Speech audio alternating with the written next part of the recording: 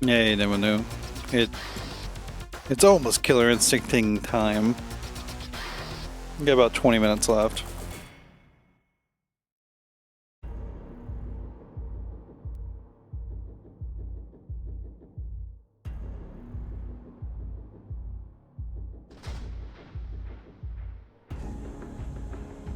Ooh.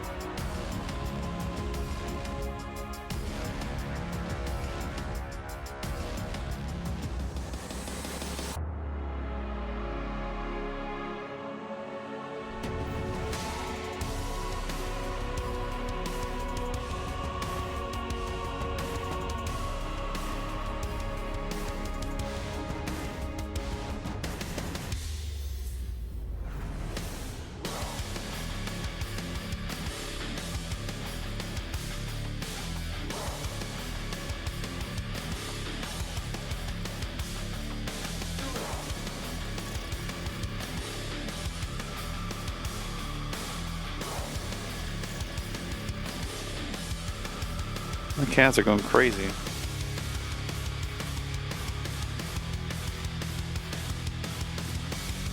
Yes, this is your 15-minute warning if you want to sign up and play in the rookies bracket today. You got about 15 minutes. I need to go check on what the hell my cats were messing with.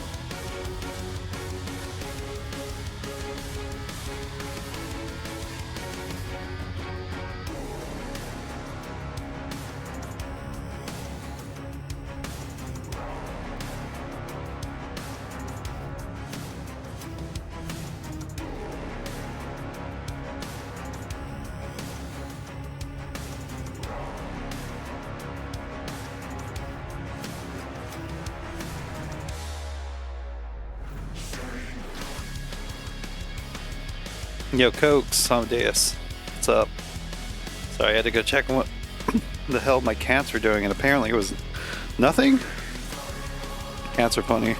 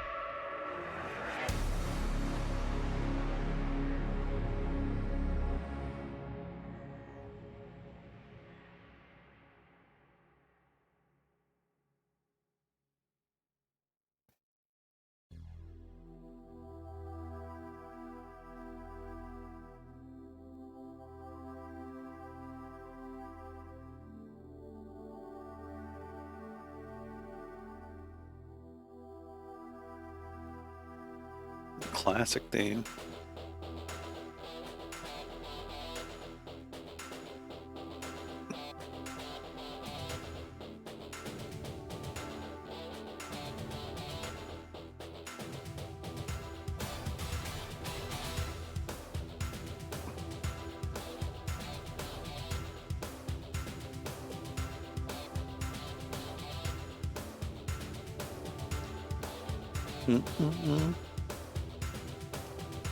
Bum, bum, bum, bum, bum.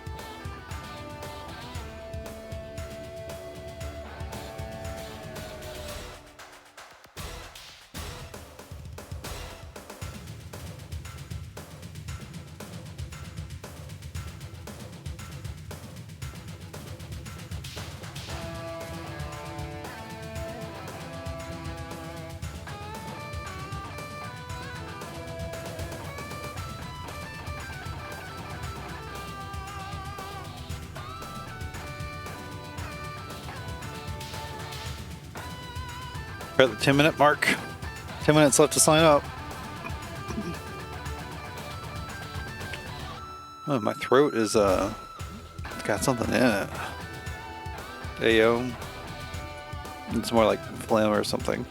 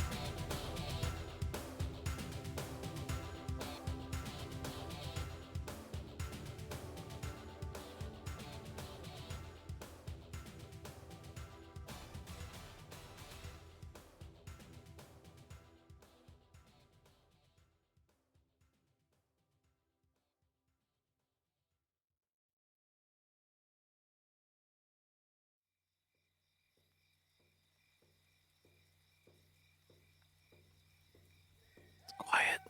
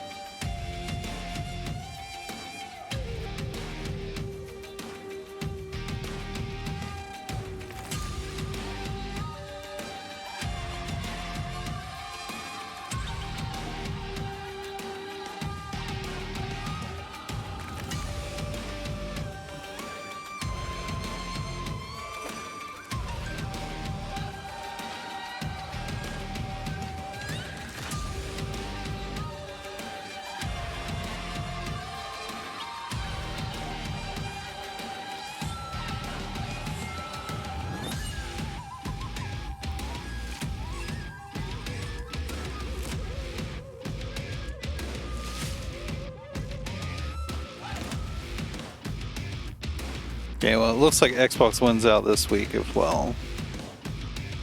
We'll be playing the tournament on the Xbox version. Unless 4 more Steam players sign up really quickly. I think we're locked in for Xbox.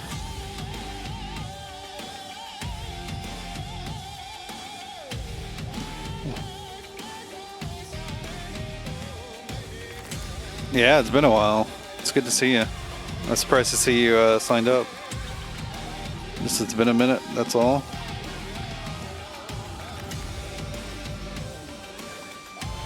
Putting out a warning, I guess warning is strong, a notice to everyone.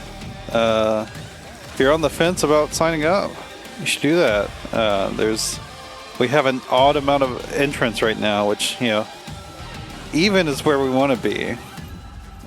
It truly doesn't matter, but it does help a little. Well, it matters a little bit. It stops 5 people from having only 4 matches. Although I do offer anyone that misses out on a round there, yeah, after the tournament, you're more than welcome. If you want to fight me, we can do that. I've been doing all right. I'm doing okay. Just been running the KI brackets, having fun with that.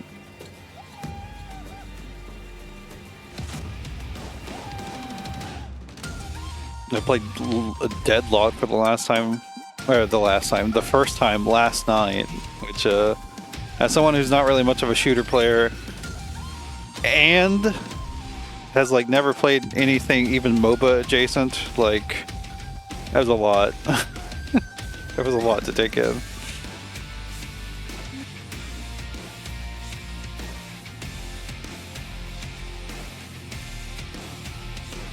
But it was fun.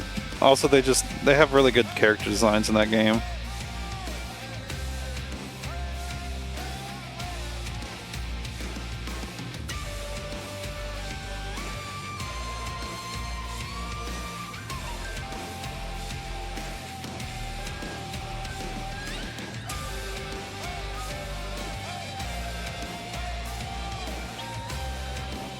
Yeah, Amelia was telling us last night about how Smite's in just a really bad position because they did like the thing where they made a sequel and like retire the old one, but the new one sucks and doesn't have like all the content of the old one. And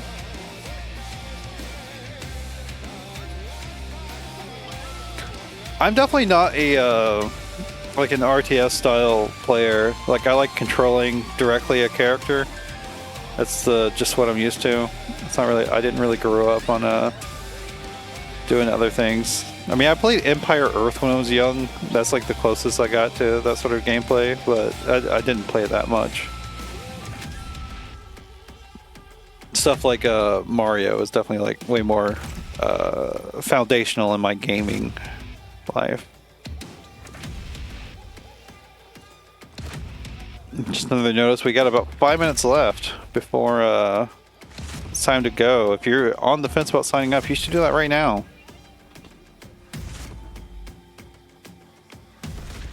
No, you don't think it's as bad as Overwatch 2?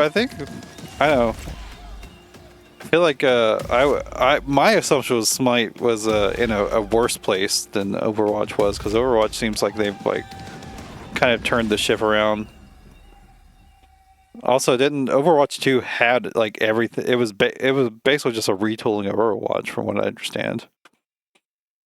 Smite's case is tragic. It doesn't sound good. I'll say that.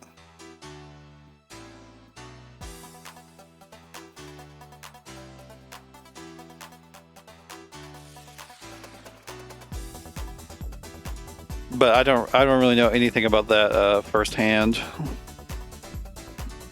Never been a MOBA-er.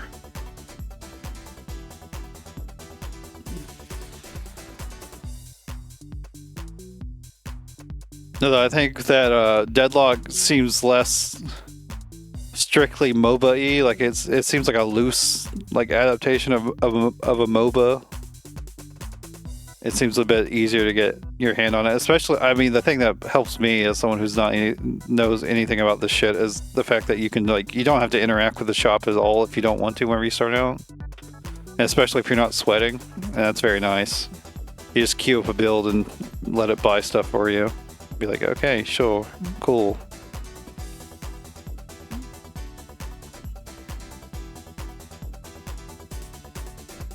but it is more of a game where you have to rely on your team to help you out. I mean, I've literally... We only played bot matches last night. Besides off stream, we did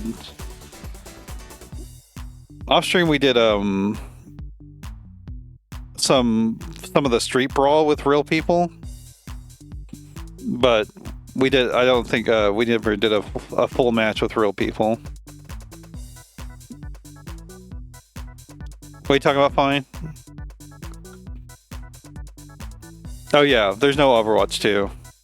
It's only Overwatch now. So true.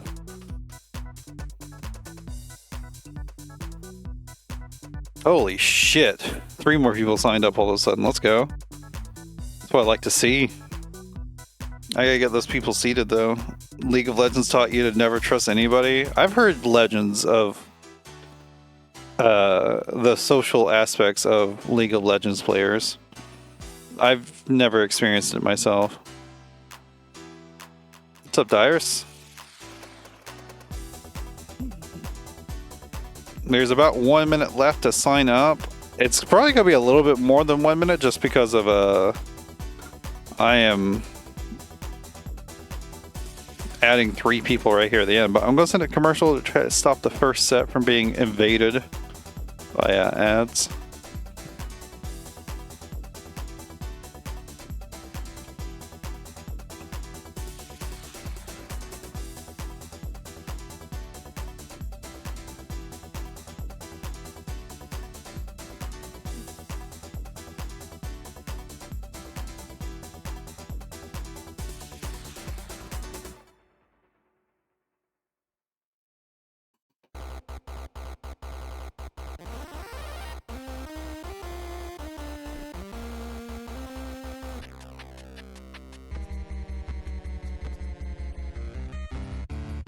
Bam, bam, bam, bam, bam, bam. Boom, boom, boom, bam, bam, bam, bam, bam, bam. Oh, manmoth found the lobby already? We're not doing this yet, manmoth.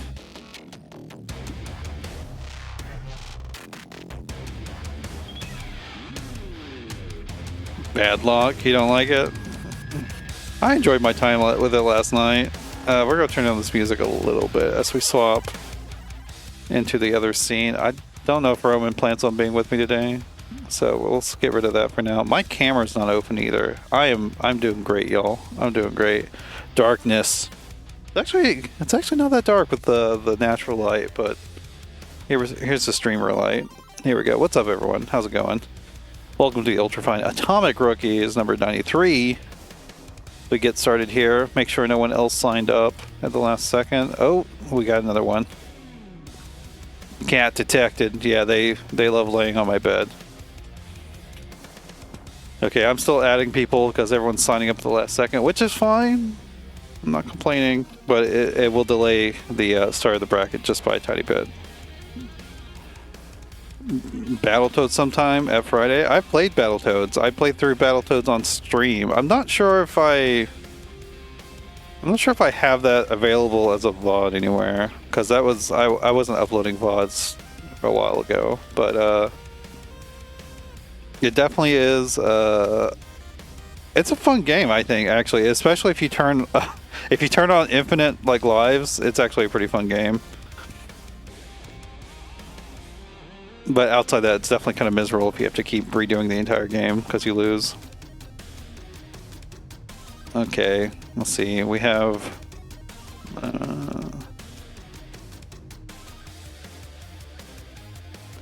Sorry, I'm trying to figure out where to seed these new players. Not that it actually matters that much within the rookies because it's a Swiss bracket, but... No, I played the NES one. It looks like we do have an odd amount of players this week, so unfortunately that means someone's going to be left out of every single round. If you want to play me after bracket, if you were left out of a round, just let me know. I'll play you. We can do a little bit of matching online. Damn tank, I am too high for this. Oh no. It's okay, it's okay. I will tell you what to do. I'm about to ping all the matches. We're just gonna figure out who we want to get on stream first.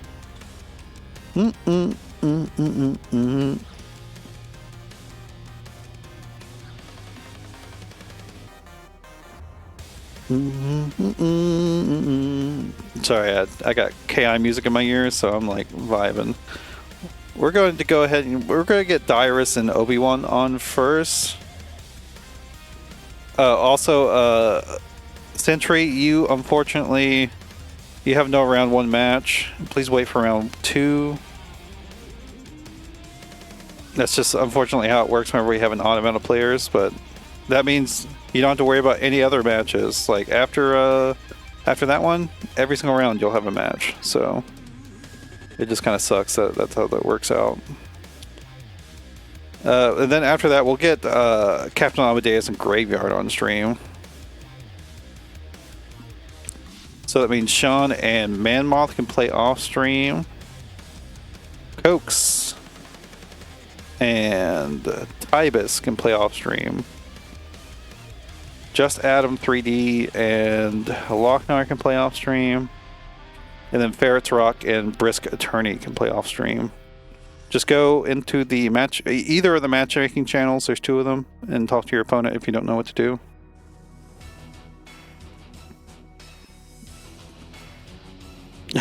Yeah, they do that. But yeah, first match here, we're going to get Dirus and Obi-Wan. Dirus, it's the same lobby parameters as usual.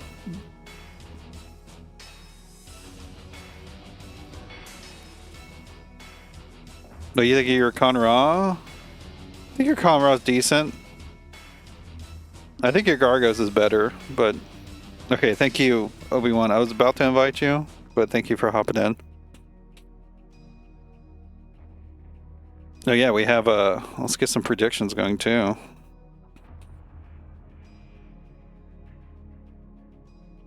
Yo, thank you for the stream streak, Gregory. We're just waiting on Dirus to get in here. Whoa, Mike, what's up? Why are you red? I'm used to being blue. Changing things up. Oh no.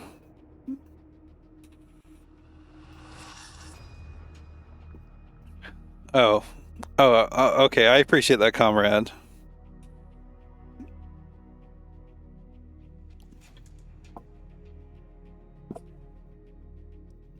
How do you know that? You know, his name is Russian Mike, but that doesn't...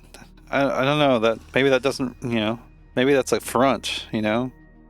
Maybe he's what is it called? Oh my god, my brain, I'm blinking. Moscow Mike, actually. No, like a triple agent, a double agent, triple agent. The Hustle Man, by the way, thank you so much for the follow. I appreciate that. We will be getting started as soon as Dirus gets in here. It's Forfell, let's experiment. And by the way, I guess while we're sitting here, if you're watching, you're used to the Ultrafine Atomic Weekly events. Next Wednesday will not be a weekly. It will be the Killer Rumble. Which all that means is we're going to take all the people that signed up, randomize the order, and everyone will just enter the lobby to play a set. Whoever wins stays on until they lose. And then we do that until everyone's gone. It's like a big Royal Rumble sort of thing. They're obviously a British spy. True. I've heard Russian Mike say some pretty British things before. I have no idea what I'm talking about.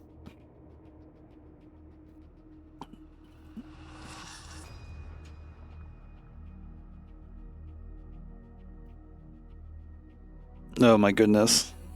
Come on, Dirus. You can do it. I believe in your computer. If you haven't booted up since last month, also it like takes a minute to do the resyncing to the ladders and whatnot, because KI is just a funny game like that. American Mike one day for sure. I'm not sure if you want to come here. I'm just being honest. Like maybe it shakes out okay one day, but it's not looking great.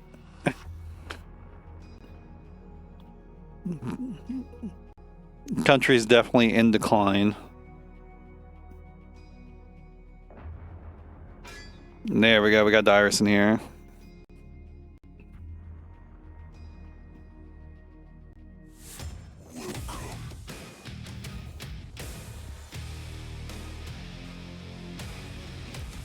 I don't know about that.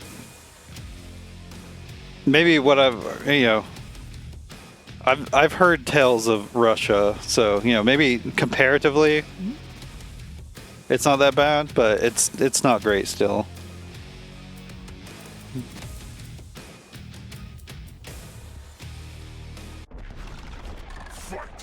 Like my roommate, she's Russian, and her dad's like, don't go to Russia, like don't ever travel there.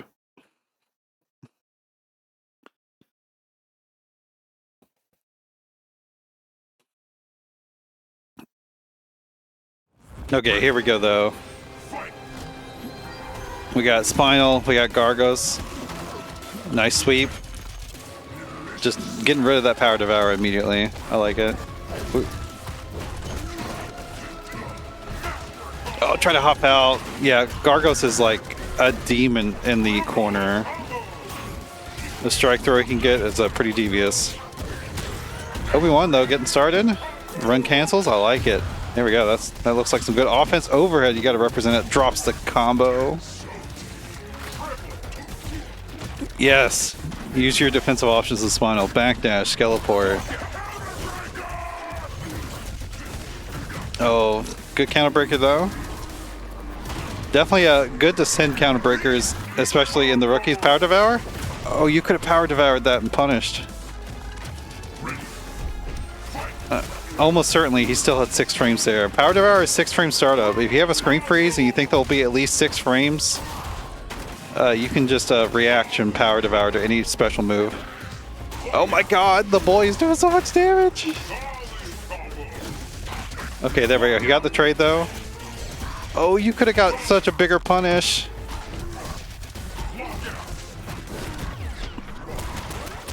Yeah. Gargos is mid-tier at best. Oh my god, that's not going to work though because of Stone Skin. Ah, that should be dead.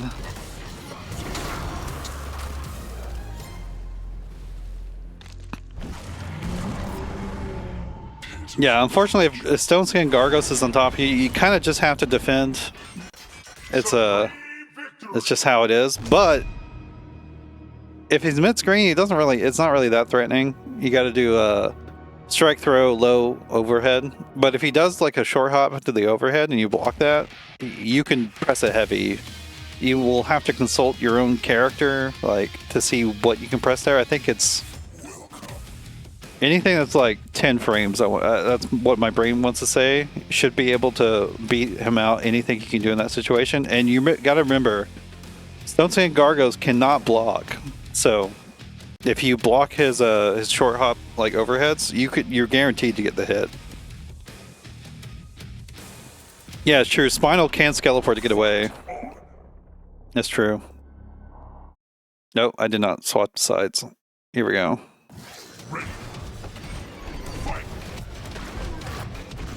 Here though, definitely this matchup can be lopsided for both characters because, oh no, Obi-Wan dropped the combo. Reset? That does not work off that. Soul Sword might work for Spinal after blocking Reckoning, whenever that dash move, that aerial dash move, I don't know what to call it. The horizontal dive that Gargos does and then he bounces off you.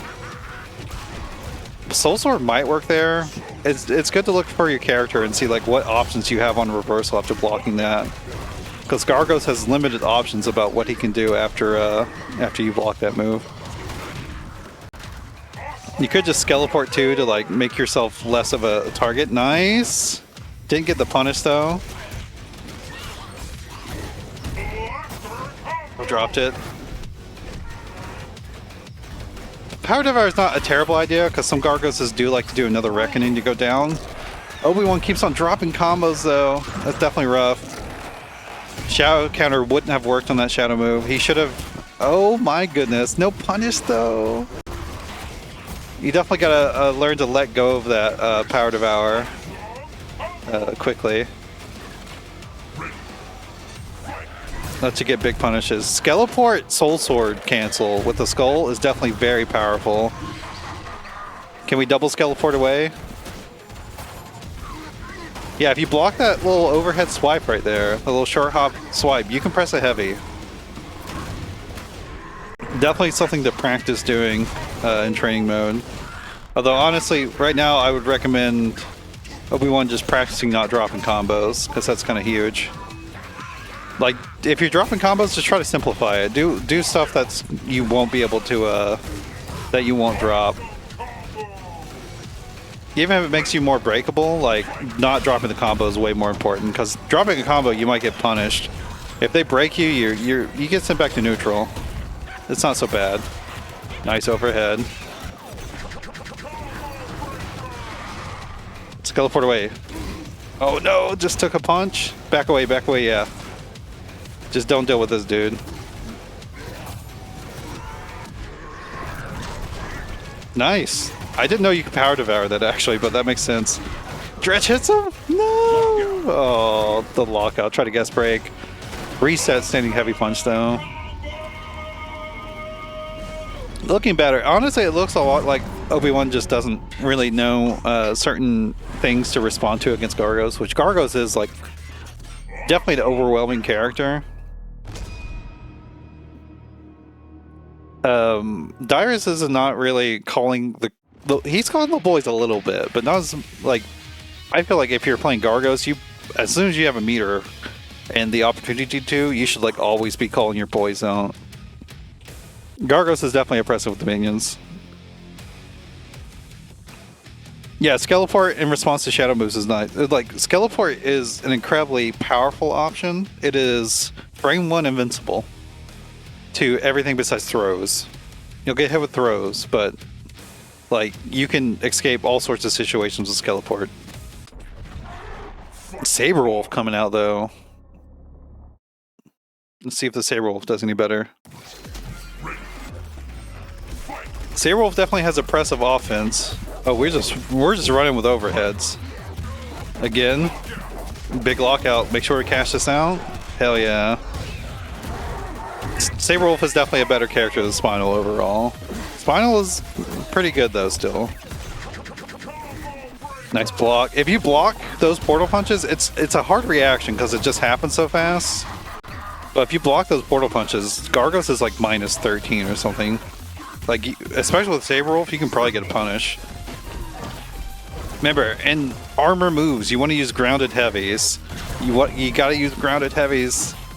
Dirus honestly kind of threw a little bit by bursting right there. He could have just like pressed a button on Obi-Wan after taking that uppercut. Yeah, it's Warwick. It is kind of incredible how much like Warwick design is in 2XKO is like just like Saberwolf. Nice punish. You see that? I'm not sure if it was like completely done on purpose, but block the low portal punch. Got it punished with Ragged Edge. It's hugely punishable. You gotta focus on blocking now though.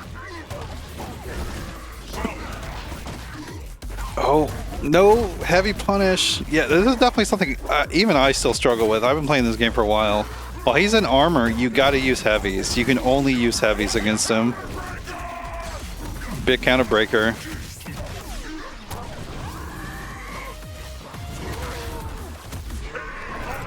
Warwick is pretty good at 2XKO. Oh no. Oh no. Yeah, whenever Gargos has minions out, yeah, there you go. Obi-Wan knew. Your goal is to knock those minions down, kill them. End it? Let's go. What is Russian Mike saying? Oh no, that was Roman. Mukashi mukashi oru to koro ni otosan to okasan ga. I can't really read all that. Alright. Easy way to win, just pick Saberwolf. We're learning that.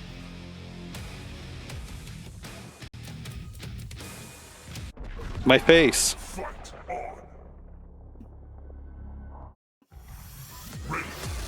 Ah, okay, okay. Oh, mistimed the overpower. Overpower can be a strong meaty if you get the knockdown, you do the charge stuff, depending on like where it is. That could be a mind game to play, but definitely crouching light kick is just a better meaty because of what it leads to. But you got to know those sequences. You can't just like, can't just be mashing crouching light kick. You got to know how to pick up counter hits and stuff like that. His light, medium, heavy punch target combo is also really strong for picking that stuff up. You can do the light medium and work on hit confirming off the light medium as well. Yeah, it's definitely risky to go for. It's something to do though. It's something to represent. Oh no, Eclipse. It's definitely a hard reaction though. Looking like your work last 2 nights ago trying to kill Alawi's tentacles. Just couldn't hit the boy behind him.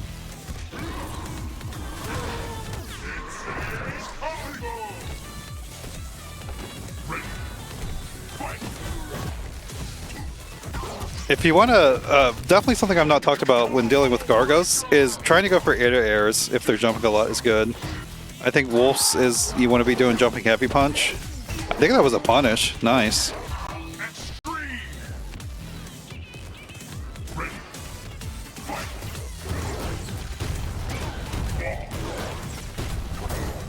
Dirus is getting oppressed by the Wolf offense. No shadow counter. Ragged Edge is not a good thing to send on block when your opponent has Shadow Meter. It's a pretty easy shadow counter reaction once they know they can do it. Oh! That's definitely one of the difficult parts of playing Gargos, is if you don't know the timings of the minions, they can definitely mess up your pressure. But you know, if you're getting hit, it's just all gravy.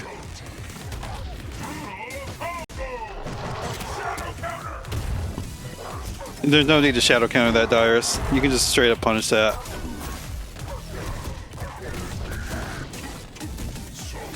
Salty. This Izzik is just like, he's just like guarding the zone. Jump back. You should have jumped back and hit Izzik. Now you got to deal with Stoneskin Gargos and the boy and Dretch. Man, overpower would have been so goated right there. Backdash?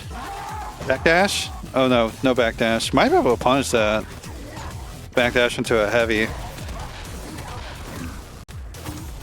Yeah, this is GG's though. Look, Saberwolf's not looking too bad.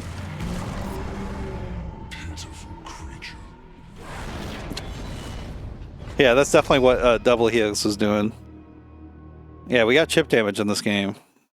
It's not like those games for wussies like Street Fighter 6. Alright. I'm gonna move on. We're gonna get the next match on. I forgot who it was, if I'm being honest. Yeah, it's bright because it's midday.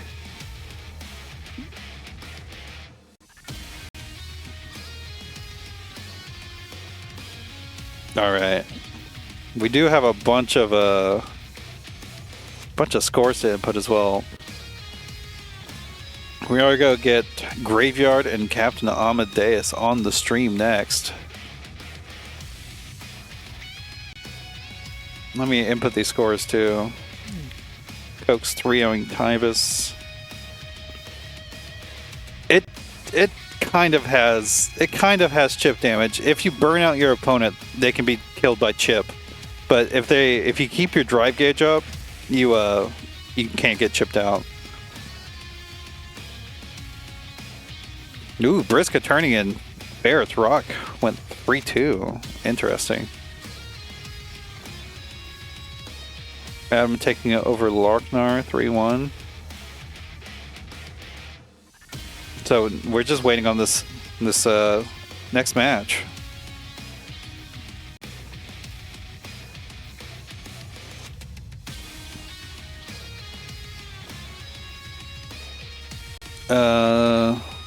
Amedeus. I was looking for Dudeman.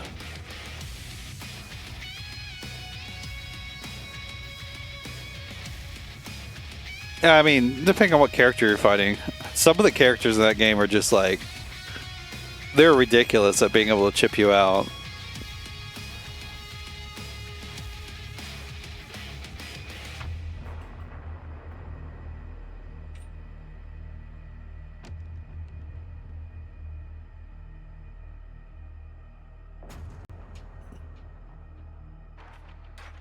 Nerfs you down, like makes your normals less plus. No, it doesn't. It makes your opponent's normals more plus, is what it does. Street Fighter 6 is kind of fun though, but also it's kind of, some of the top tiers are a little annoying. Here we go, the last match of round 1, and then we'll get into round 2 after this is done. We got Graveyard, we got Amedeus.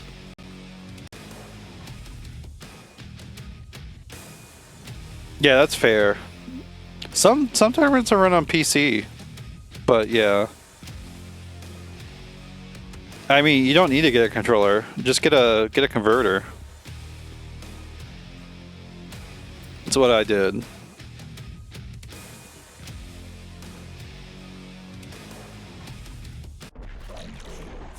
Jago and Fulgore. Fulgore is definitely a good pick against Jago, but you got to focus on zoning. You don't really want to be up close against Jago. Bro's just so annoying. Blade dash. That was a punish though. You want to do light blade dash. Light blade dash is only -3. Jago can still DP punish that, but I gotta be ready for it. Standing jab, definitely not what you want to go for. If you want to mash with Fulgore, standing light kick is your thing. Oh my god, DP. Definitely something, send some fireballs. What are you doing? As Fulgore, you want to be, against Jago, you want to get him as far away as possible and just throw fireballs at him. You gotta switch up the timings. Be careful of Shadow Wind Kick. It's definitely not easy to zone just because of, once they get like kind of mid-screen, they can just Shadow Wind Kick through your stuff.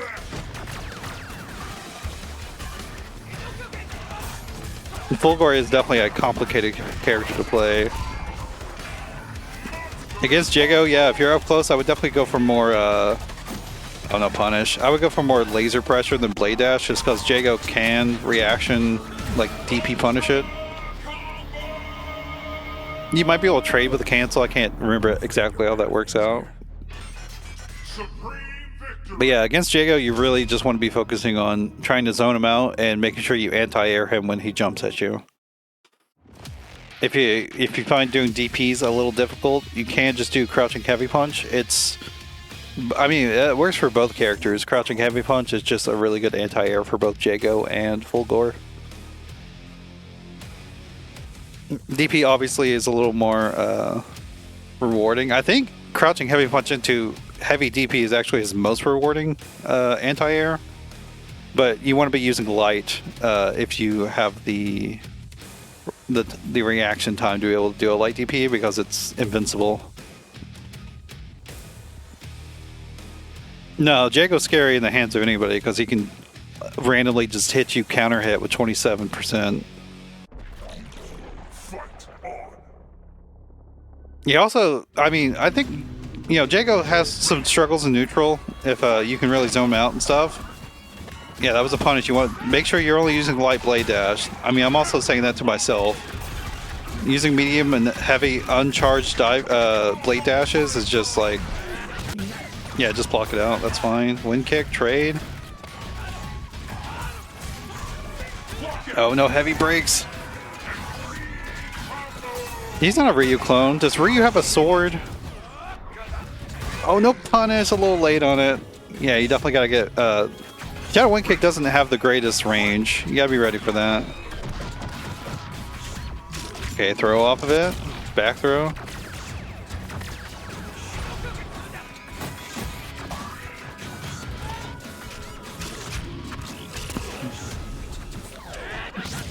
Yeah, Captain Amedeus is not throwing fireballs at all, which is not what you want to be doing against Jago. You really want to You really want to be throwing fireballs at Jago, keeping him away from you. And Captain Amedeus is definitely really struggling with the graveyard just jumping at him. Heavy break? No, we didn't get it.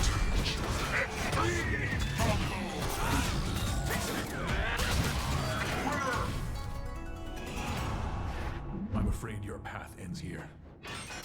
Supreme victory! What are y'all talking about?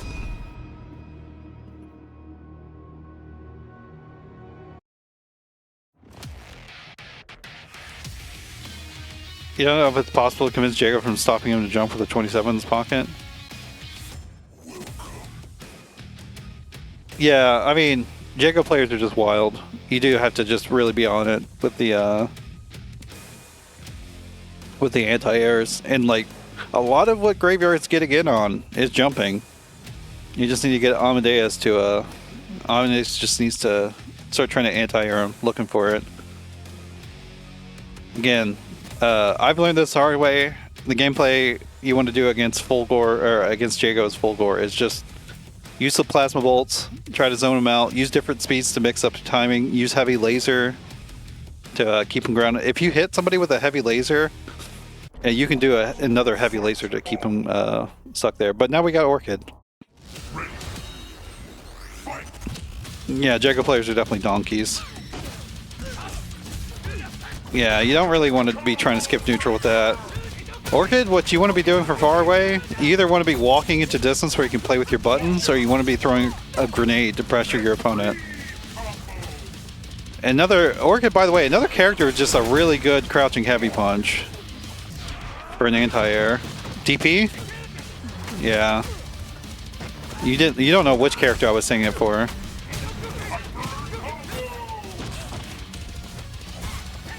Oh, it looks like a little too early, or a little too late on the anti-air.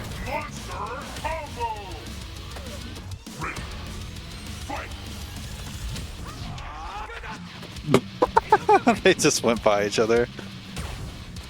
Yeah, Amedeus not using the grenades at all, but we got in.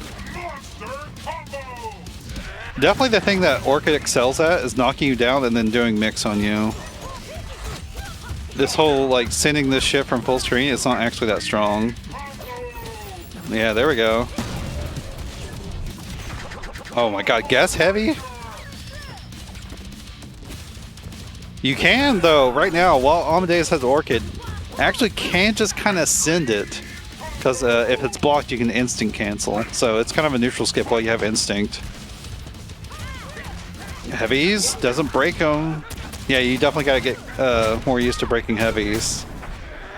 That's where I would recommend anybody starts with breaking combos, is heavy doubles. Oh, caught the trip guard. Shadow meter, you have it to dump? No, wall splat. That's the second time Captain Amedeus did a wall splat ender. Definitely not what you want to do mid-screen. I believe flick ender is the typical ender. It sets up like some good, you can put a little grenade out there and then mix their ass while being safe.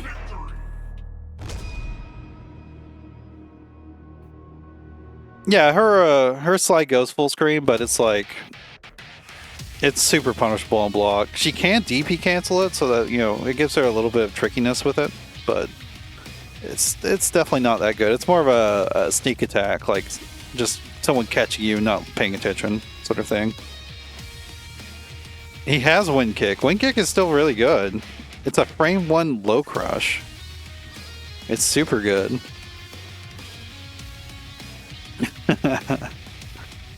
Okay, we're gonna get into round 2 now.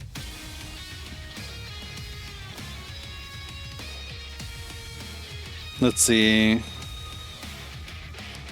Who is sitting out this time? Oh, Amedeus, you don't have a match this round. Apologies.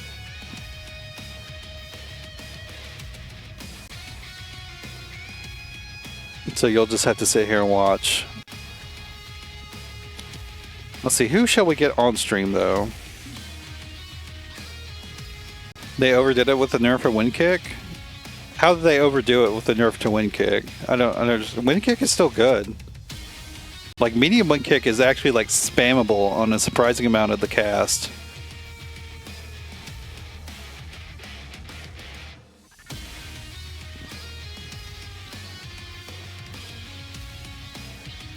Let me see. Sorry, I'm trying to figure out what the optimal thing we could do here. Yeah, we could do this one. And then... we could do that.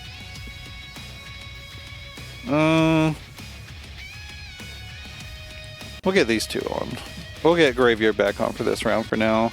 But yeah, we're going to start off with Loc-Nar versus Tybis on stream now. And then we'll get Ferrets versus Graveyard. We'll get Graveyard back on the stream. And that means Obi-Wan versus Brisk Attorney off stream. Manmoth and Sentry off stream. Sean and Adam off stream. Cokes and Dirus off stream. I did set up the round 2 scores, yeah.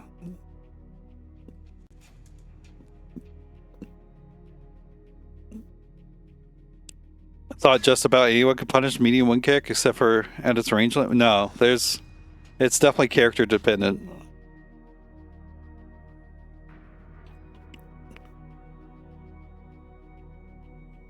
Brisket. You know, just thinking about Guilty Gear.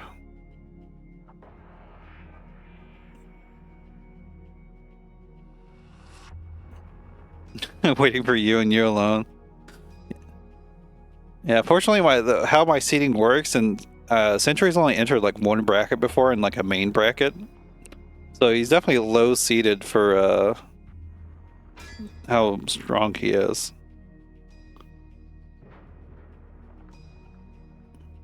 Okay, we got our gamers in here. We got more Gargos gameplay versus... oh, we got Fulgor on Loc-Nar? Maybe Fulgor, maybe Jago. Definitely no for Jago more. But yeah, Loc-Nar, if you're paying attention still, against Kim Woo specifically, you can just spam wind kick. Like, she has such a hard time dealing with it.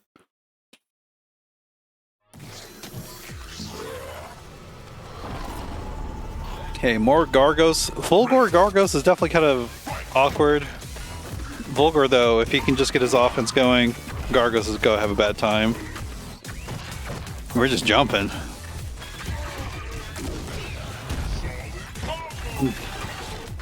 Loc-Nar just kind of ignoring plasma bolts, but you know, going up close and offensive on Gargos is definitely what you want to do.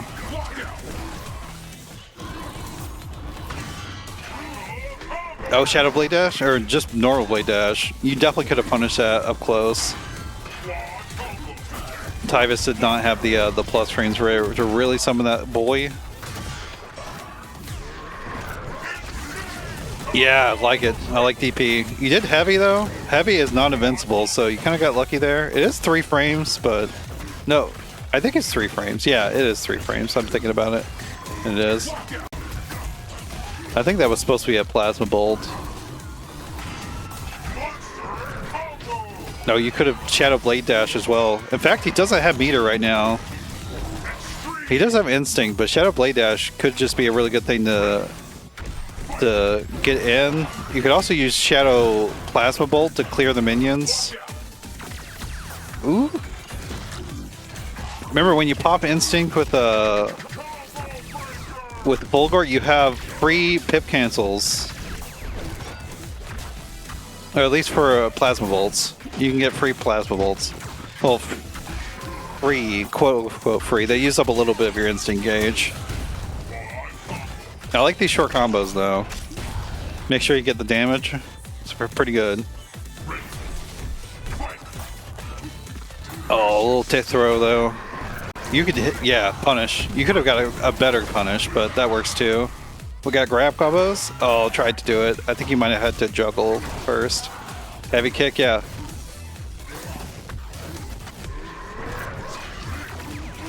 Yeah, you cannot do heavy laser when the boys are out and you're far away from the heavy laser. Is just not a move you want to use against Gargos. Oh my god, he got through it. He DP'd the boy as he came down. That's a little surprising. You do want to worry about this other guy behind you. Oh my god, that worked? Kind of? Oh my god. What is happening?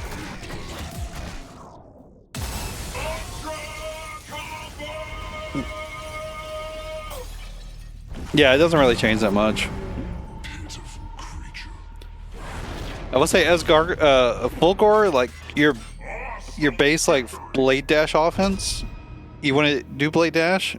You either want to backdash, you want to block, or you want to cancel into DP. If you slightly charge the light, you can actually do you can do laser afterwards to light laser to trade, and possibly get a trade combo off of it. But the better thing, well, the more oppressive thing that until someone shows they can shadow counter it, maybe not oppressive, I don't know.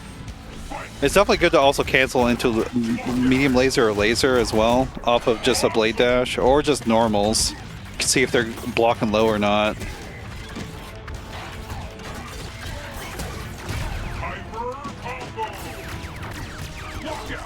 Oh, drop the combo.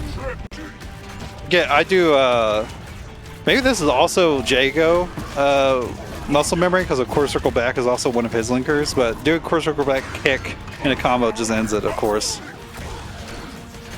Loc-Nar is not a rookie. Are you sure you're not thinking of somebody else scrambling?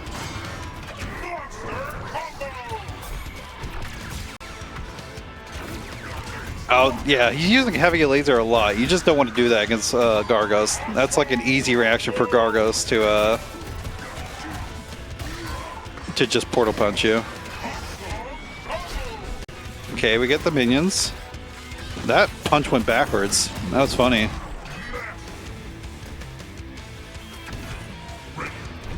No rookie. True. Opener ender.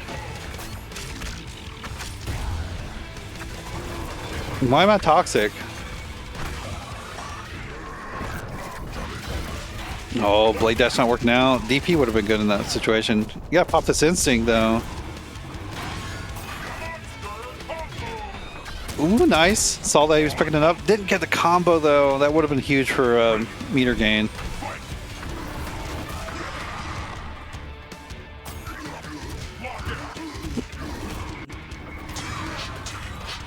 Yeah, I was talking about air-to-airs with yeah, no blade dash. You want to use standing heavies against Arbor and Gargos. Heavies, no. It's definitely one of those tough things where the character just changes how you have to play the game for a little bit. Like that, and for certain characters against Overshield Arbiter also causes that. Yeah, or spam light dragon kick if you're Kim Woo. That was definitely a really good buff they gave her.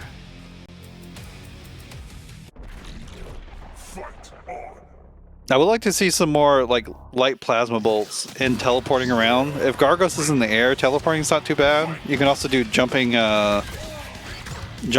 medium punch, I believe, is what you want to go for in air to air.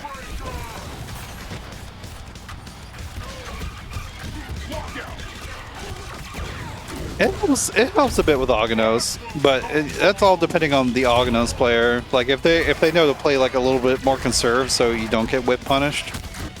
It's still pretty. As long as they're not like a really good Aghanos player, it's good against them.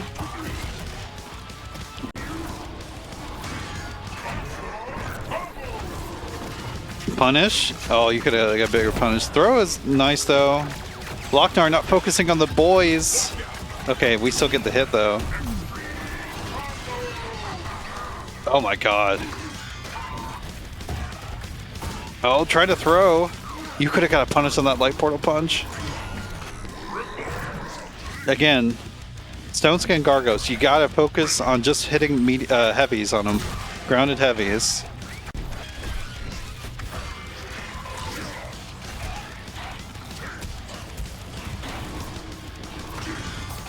No knockdown. Yeah, that's just a tough one to deal with.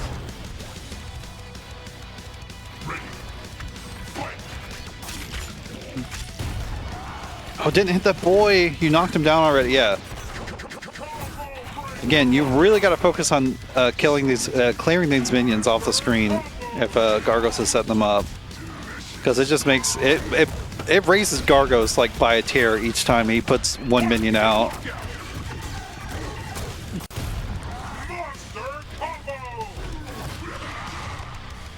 Interesting instinct pop. Tried to teleport out. That definitely doesn't work.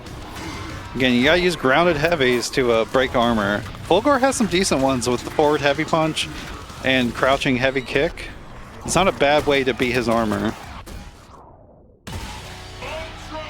Like if you're trying to play neutral against him. If he's up close and you block something, I think you just want to use like standing heavy punch.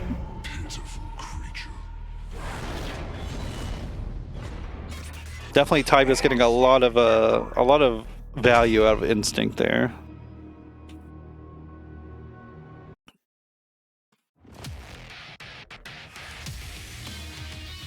Yeah, that's another thing. Definitely make sure you pay attention to what enders you're using with Fulgore. The Plasma Bolt one's mostly for trying to zone your opponents or do Plasma Bolt mix-ups. If you want to go for just straight up Oki, use the laser one. It launches them up, gives you some good amount of time to set up like overhead low. And of course, don't use Blade Dash on Ender unless you're in the corner. It gives you a nice little wall splat.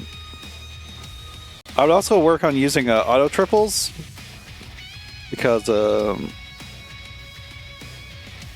triples allow you to build meter quicker, which is just important for playing Fulgore, getting that meter up.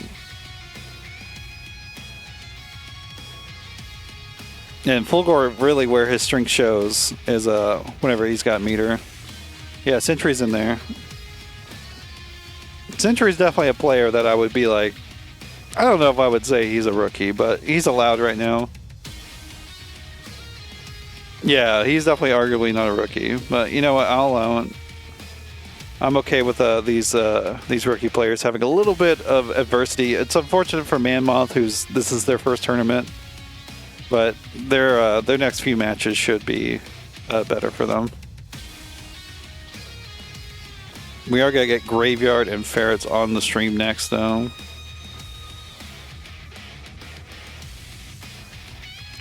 Yeah, there's a reason I didn't put Mammoth on stream this round, because I don't know their level of play in Sentry's actually pretty good. Apologies, but that's just how it's going to happen sometimes.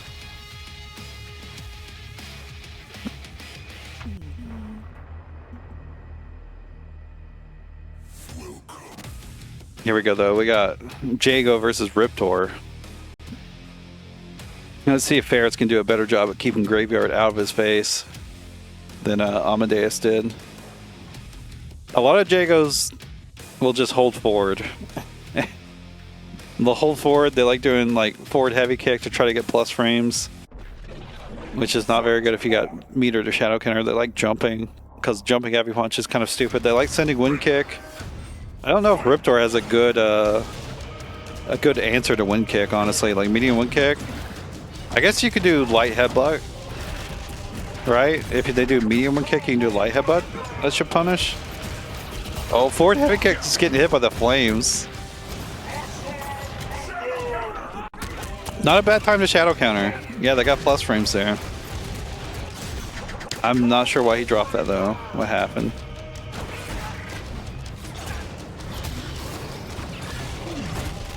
Yeah, it's one of the worst feeling things in this game. Yeah, popped it to keep himself safe. Went for an overhead to mix off that. But yeah, you see a Jago has minus frames, you're like, it's time to play now, and then just do a heavy DP.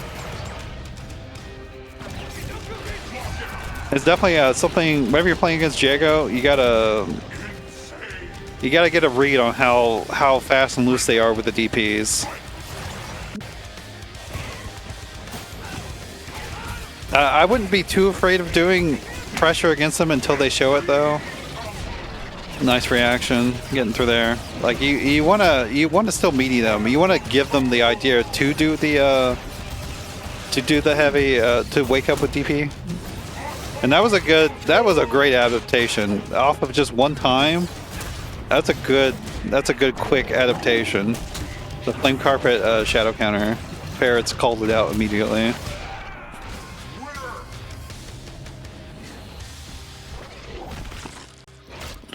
Yeah, that's definitely how that's a lot of what Ferrets just did. Like, you just want to beat him in neutral. You don't want to let him in. Because his big strength is once he gets in, he has some strong pressure. He's definitely got like a reactable overhead and whatnot if you're really good with it. I still get hit with it all the time, but it's got good throw and stuff like that. It's a very aggressive character. Omen. It's probably a better matchup. I have no idea. Well, Omen definitely can fly over Riptor's head and make it hard for her to get up. Yeah, Gargo should definitely just zone him out.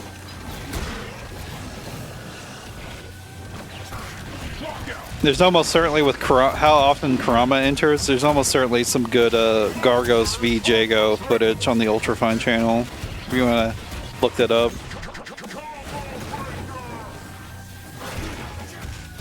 Heavies didn't break. Oh, drop the combo though. No shadow reaction. I mean, that's something I kind of suffer with against shadow fireballs as well. I'm like, definitely not always the best at reacting to someone doing a shadow fireball and then reacting with my own shadow. Running flame is a big risk, especially against an aerial character like Omen. I don't know if I'd recommend doing running flame that much against him. Oh, the jumping heavy kick was actually evaded? That was kind of crazy. Was that flame carbon on purpose? Drop the combo. What's up, Nintendo? Tail fling round star classic. Pressure. That midstream's not the best. Is that minus? Graveyard could have pressed something after that 3-hit string. It's 0? Okay, maybe he still could have pressed something, but maybe not the best idea against Riptor. Oh wait, never mind. Omen has crouching jab. Crouching jab probably would have been great in that spacing.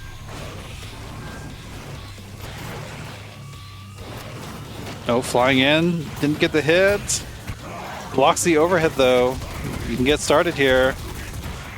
Oh, wall splat entered though. Oh no. Is that my internet? That's my internet. Okay. Get back in here.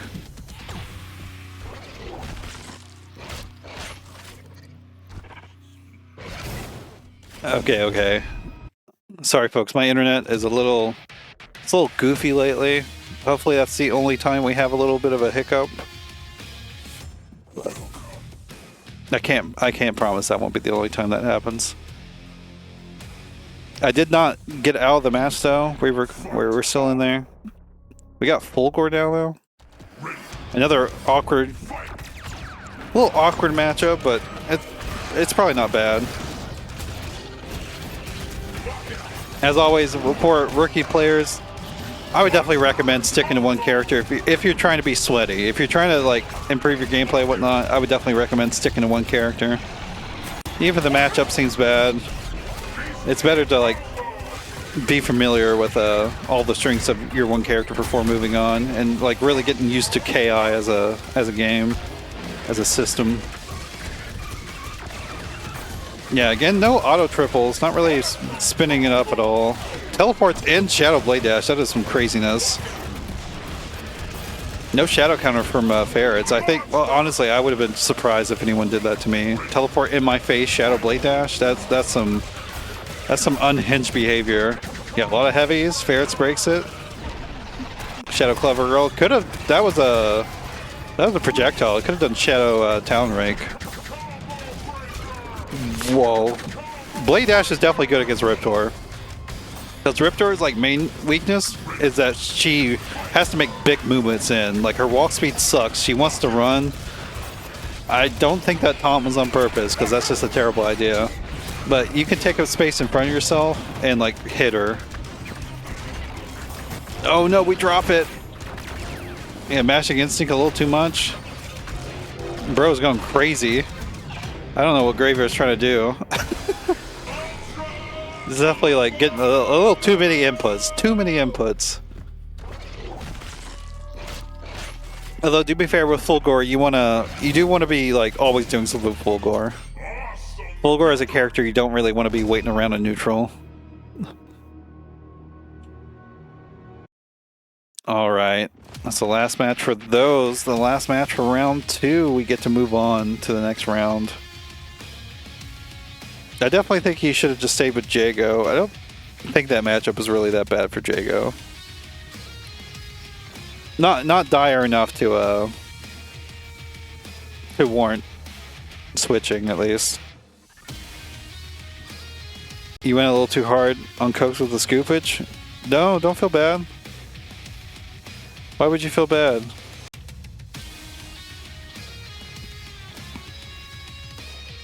You shouldn't feel bad for doing something that's strong in a fighting game. You'll learn how to explicitly do that? Okay, okay. Let's see. I'm assuming... No. Okay.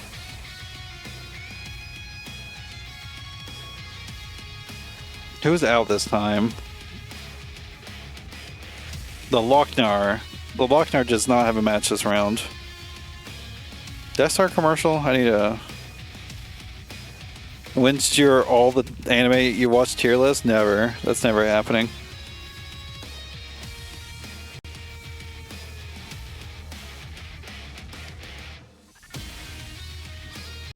Okay, we got Loc-Nar without a match.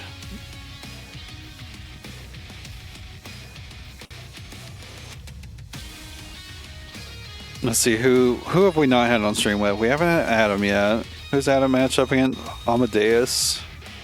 Might be okay. Manmoth we've not had.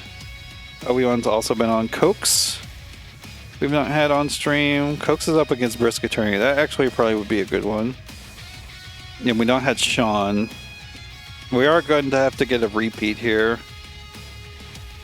Let's see what Manmoth's up to. Let's see what Manmoth's got, I think. Wait, let me revisit their scores just yet. Yeah, Manmoth has only fought really strong players. So let's see what they got against Obi-Wan here. We'll get Manmoth and Obi-Wan on stream now. Obi-Wan definitely is looking like he has a good idea of what to do, but definitely like flubs execution a bit. So we're gonna get that, and then we'll get Cokes and Brisk Attorney on stream after that. Sean and Dirus off stream. Ferrets and Sentry off stream. Graveyard and Tybis off stream. And Adam and Amedeus off stream.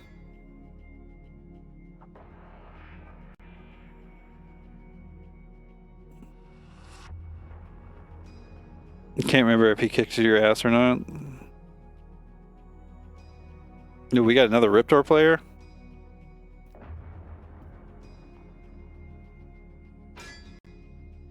Here we go.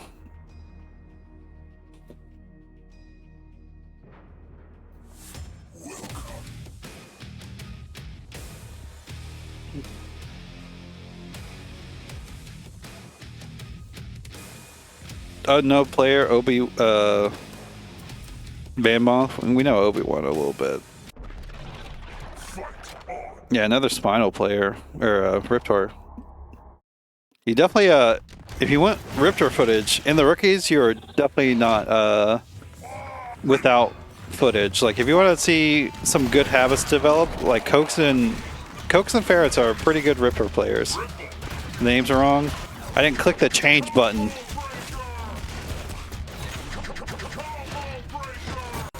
Crouching medium? Oh, that was an interesting time to do that overhead.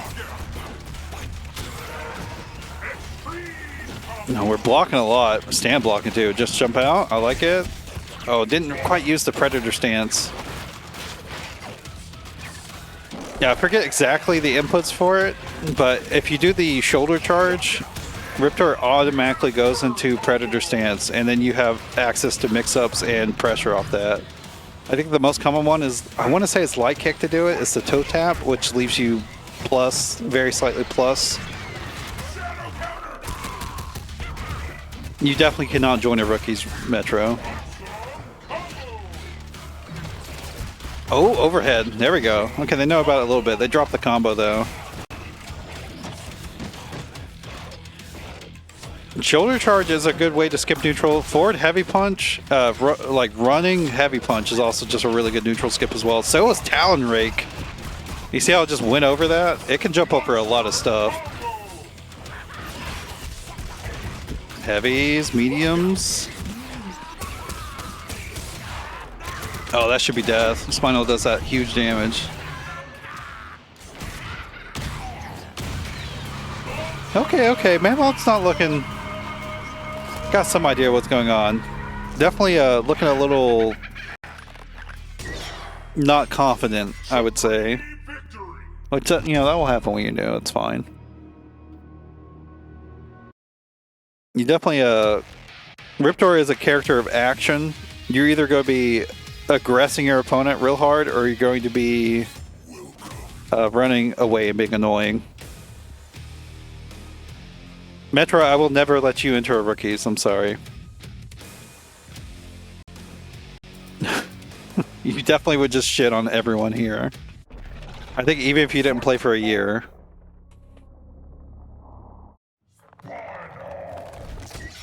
Oh. Obi-Wan picking the home stage. Yeah, Mortar's not really a good thing against Spinal. It's like an easy reaction there for Power Devour. You could possibly use it as kind of a mix, like if you ran in with the tail. Because he can't Power Devour that, I don't think. Anything flame-based, though, he can Power Devour.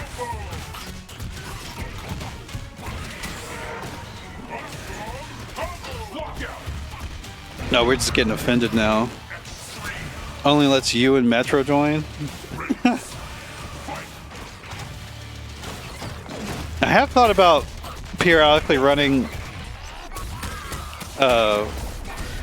like one tournament format that would be nice is one that excludes like people that have won an Ultrafine. That like a good middle power level, but I just don't know when I would run that. I'm definitely not running three. I'm not running 3 freaking tournaments a week. Someone's got to convince Charbok to bring back the Charbok Kai. Yeah, use Heavy Tail in neutral if they're not doing much. Heavy Tail is really good. You can special cancel it on hit. It can't be shadow countered. Yeah, okay, Obi-Wan knows. I do like Obi-Wan kind of being defensive here. Yeah, there we go. Getting shadow countered there. That's a good button until your opponent shows that they're going to shadow counter. I think what I've seen from basic Riptor pressure from like mid-range is shoulder charge your opponent if they're on the ground a lot, and then the auto predator stance cancel happens then, and then you can do light kick. I think it's light kick to do the toe tap that gives you plus frames where you can press a medium afterwards and frame trap them. You can cancel it and throw. You can cancel it and jump to bait the throw tech. Steam has free games every now and then. I don't think Steam has like an announcement though where they are. But Epic Games does the free games just to get people to use their store because no one wants to use it. Yeah, Talon Rake is a really good neutral skip as well. It doesn't get you much. You can try to tail flip and like catch them off guard, but it doesn't really get you much. But it is a good neutral skip. It hops over a lot. On hit, you do get, you get a pretty good reward.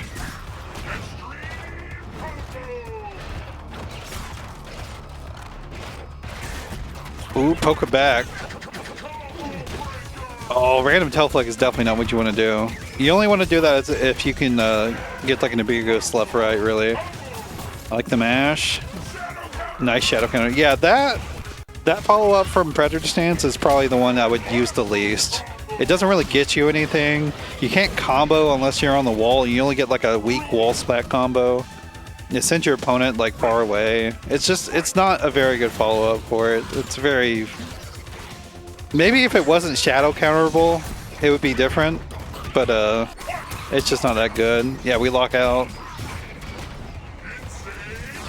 Oh, got hit running back.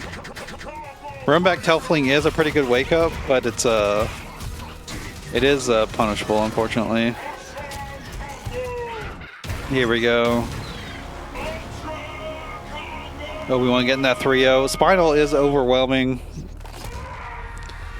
Definitely, I don't think I mentioned it. I'm not sure if he even used it, but standing skull from Spinal, if he has a skull, it's not just like the skullless version. He has plus, so you got to hold that. The low version is -5 though, so you can end up jab punishing that. I wasn't paying too much. I was more trying to pay attention to what manmoth was doing. Yeah, definitely looking like manmoth is fresh, which, you know, that's fine. That's fine. We're all new at some point. I would definitely look at Cokes and Ferrets and see what they're doing. Like watch their videos, see what pressure they're doing, how they're working it. A lot of times, you know, you just want to get knocked down to flame carpet pressure. It's really strong. Or just run first to 5 sets or something.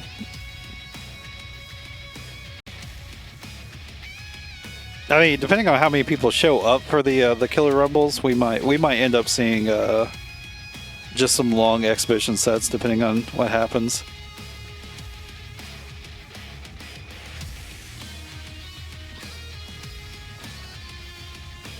We're gonna move on though into the next match on stream. We got Cokes and Brisk Attorney. Like I said, manmoth, if you're watching, well, if you can hear me.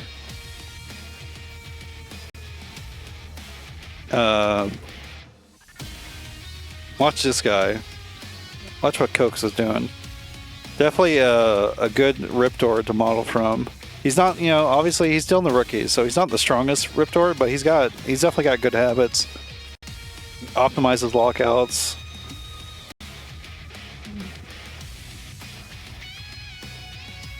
Now let's see. Yeah, Cokes, Brisk Attorney on stream now. TrashBaby time. Not really how that works.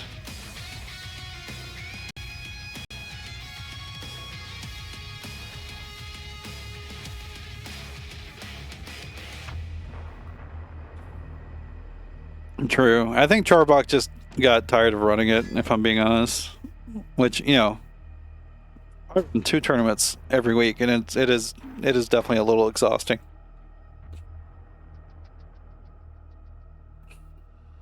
$30 people for the Rumble. That would be nice, but I definitely don't have that kind of sway.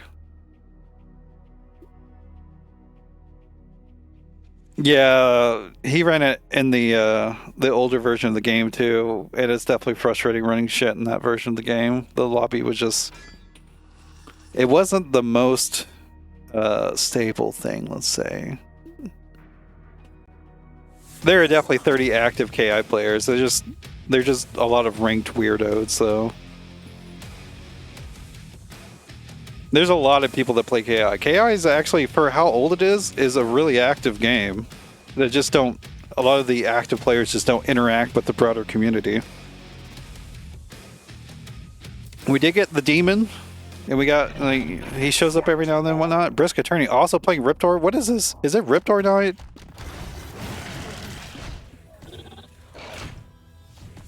What is happening?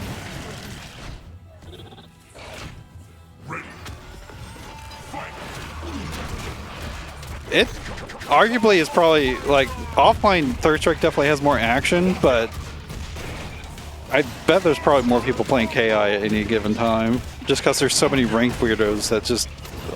Like, Fusen's on 24 hours a day, I feel like. Oh wow, the third hit actually whiffed there. We love Riptor. Yeah, Flame Carpet, Running Tail. Was that safe? I'm not sure why you would go for the Running Tail there, just because they're probably going to be blocking anyways. Maybe it could have caught a jump. The nice Shadow Tail Flip. Are there hundreds of people on Third Strike at any given time? Okay, maybe Third Strike is more popular than if there's hundreds. Oh my god, that still hit cross up. Nice punish. You see how far away that hit? She's got a big hurt box whenever she whips that move. Japan is definitely a little a little biased. They got Pine terrorizing them. He wins like most of their tournaments. Not the offline ones though. I don't think Pine's won a big offline. Maybe this will be Pine's year. Maybe Pine will win KGP this year. I think they're also setting an EVO Japan side bracket up. I can't quite remember.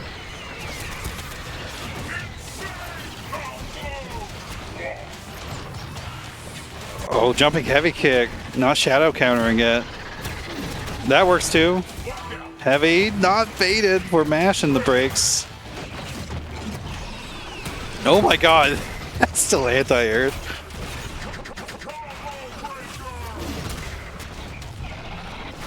Oh, the whip. No brakes on 3 of those. Shadow toe flip block. No punish though. Brisk Attorney is definitely bringing that chaotic energy with Riptor.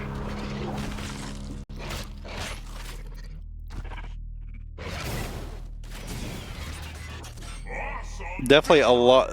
There's a lot of KI happening in this match. It's the only way I know really how to say it. Stuff is happening all over.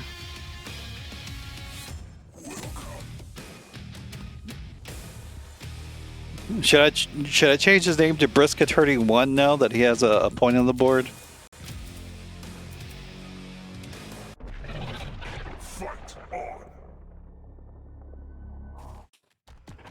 Okay, back into it.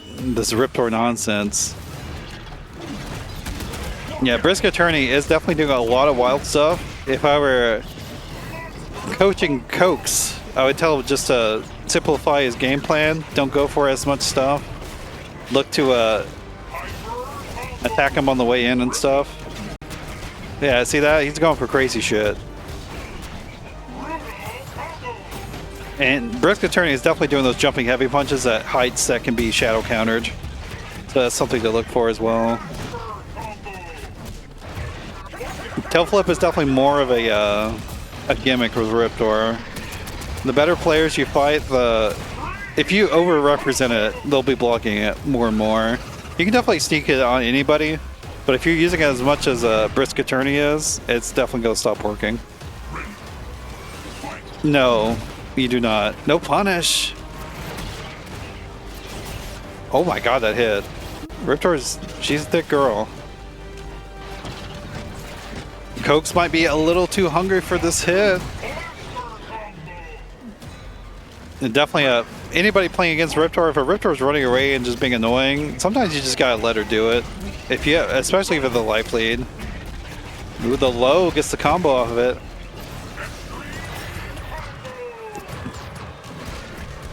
Those are ambiguous on whether that high could have been shadow countered. Like if Shadow Toe flip. Oh my god, got robbed to the counter breaker.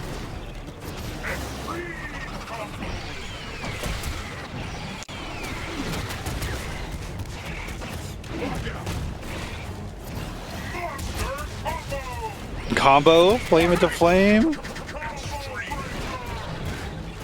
Yeah, Coke's kind of looking like he doesn't know how to handle the nonsense. It's not so fun playing against Riptor, is it?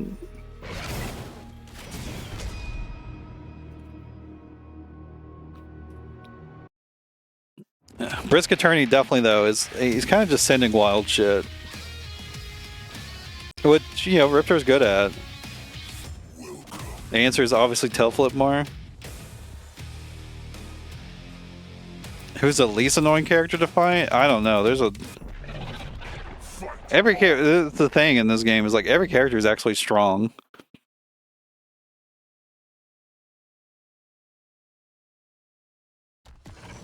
Kim, I don't. People have been malding about Kim as well, even though she's like not the strongest character. Tail flip. She does have a hitbox on that extended tail flip. Yeah, see him just being annoying with jumping heavy kick. Nice, gets the block and the punish. Knockdown. Oh, no beaties though. We just jump. Definitely against a player like Brisk Attorney, I would recommend just simplify your game plan, making sure you hit your meaties. And punishing them whenever they go for crazy shit like tail flip.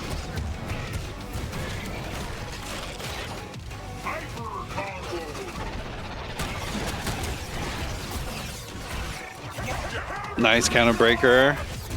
Doesn't have meter. Well, for the ender, I think, but not quite actually.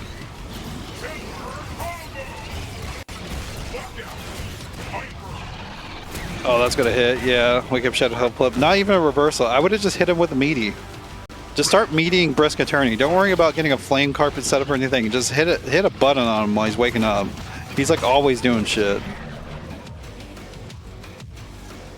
Aganos is another one of those characters where you have to change how you play because the armor, if he's got chunks up, you gotta only play with your heavy buttons and know what you can like punish him for and stuff like that. That is gonna hit. Again, I'd love to see Cokes just do some meaties. Just do some simple meaties. You don't need to be trying to mix them up. The mix up for this guy is like whether he's going to block or not. He's mixing himself up. No shadow counter, but that's a hard one to do.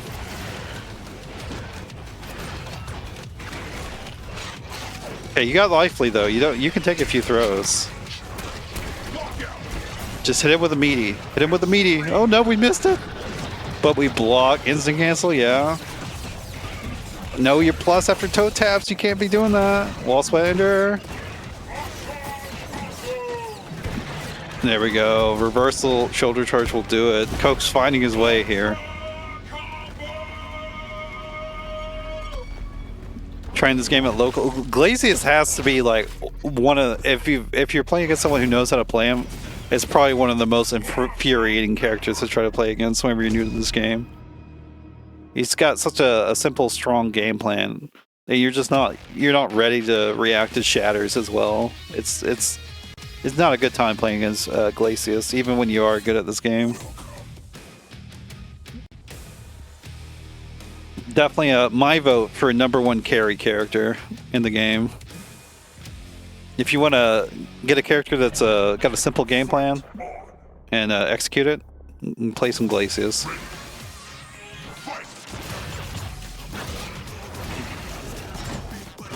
Oh, flame carpet headbutt, not really good. Again, I want to see Cokes just doing meaties. Just press like crouching medium kick or something, or heavy punch or whatever it is, or medium punch. You don't need to do any of these mix-ups. Just hit a meaty on the dude. Again, not hitting meaties. Cokes, please. Okay, heavy breaker. Yeah, that should be the meter. Cokes definitely knows how to optimize. I'm not even sure if he needed to spend it, honestly.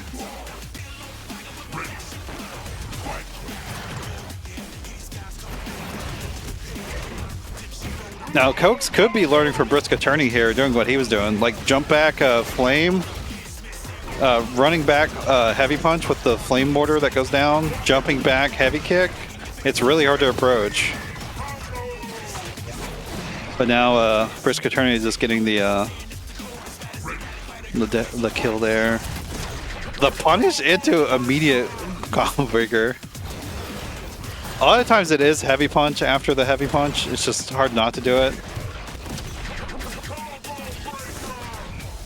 Again, I just want to see a meaty.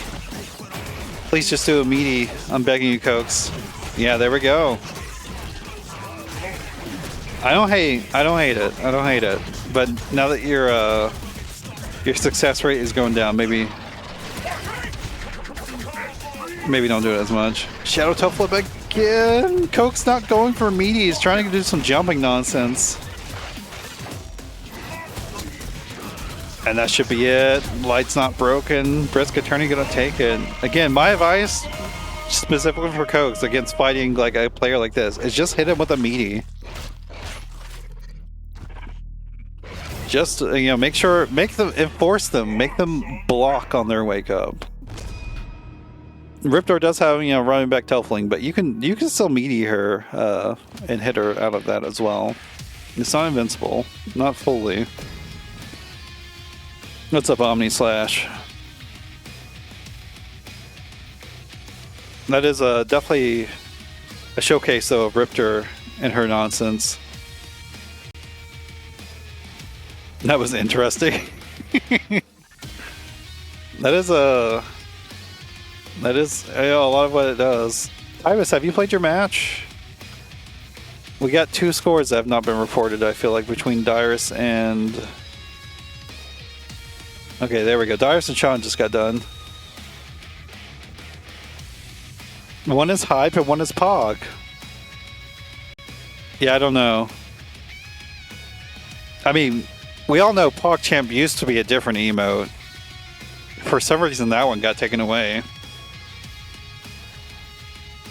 Maybe someone turned out to be a weirdo. I don't know.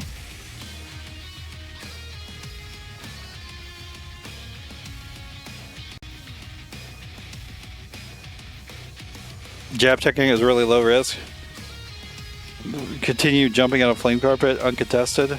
Yeah, it's definitely, if you are putting down flame carpet, what you really want to be doing is either meeting them or reacting and seeing what they do. If they try to jump out, you can just obviously you can hit them out of the air. But if they're blocking, the flame carpet gives you enough time to like go up and actually hit them with something too.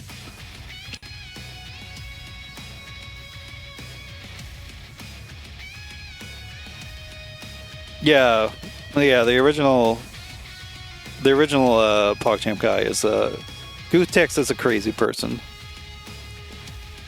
He's he's not someone you want representing your brand. Okay, manmoth. Unfortunately, you don't have a round 4 match. Please wait for round 5,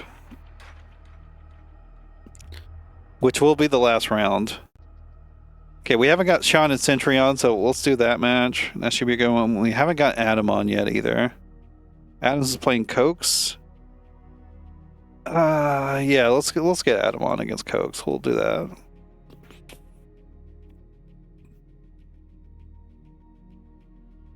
We'll get Sean and Sentry on now, and then Cokes and Adam on after that.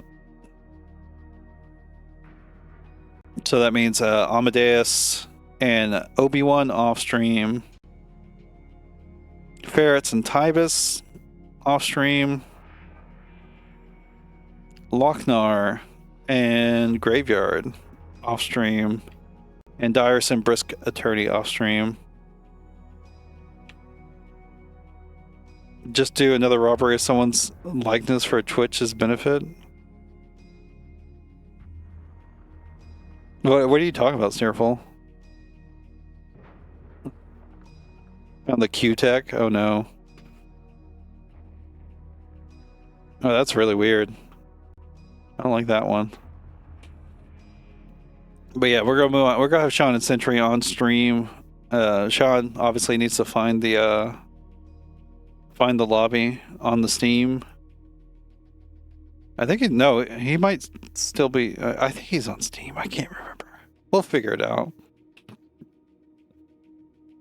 We'll figure it out.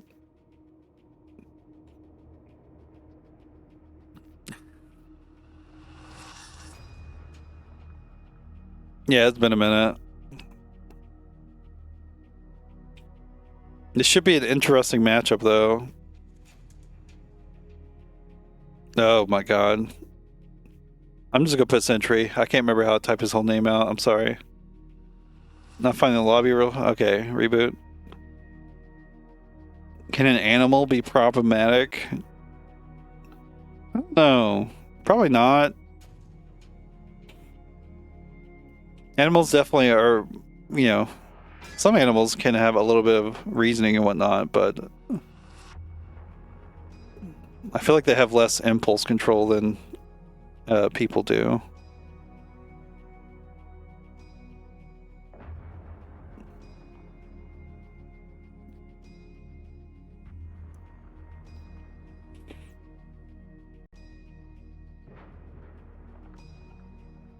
Every dog you walk past is problematic? Oh no. I feel like that's less the dogs being problematic and maybe something else is happening there. Maybe something else is problematic.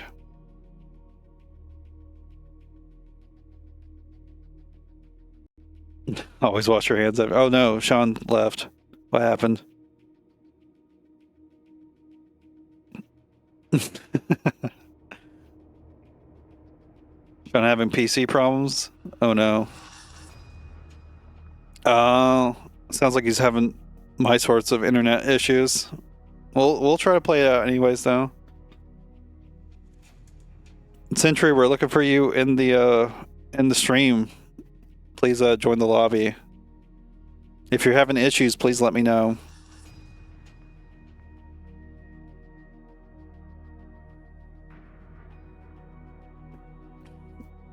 Hopefully it's like mine and it's just a momentary drop. I know Sean knows to communicate. If there's an issue that he can't handle, he'll let me know.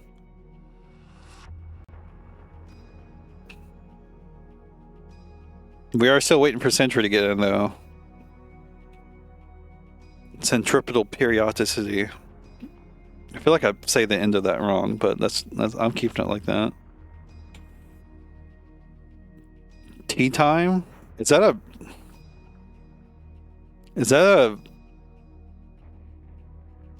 obstagoon? Drinking out of a Sinistea? Or no, it's not Sinistea, it's the big one. What is the small one? It's oh my god, I get mixed up on the T Pokemons because they introduced the other ones and they like swapped names based on the Paldean version and whatnot.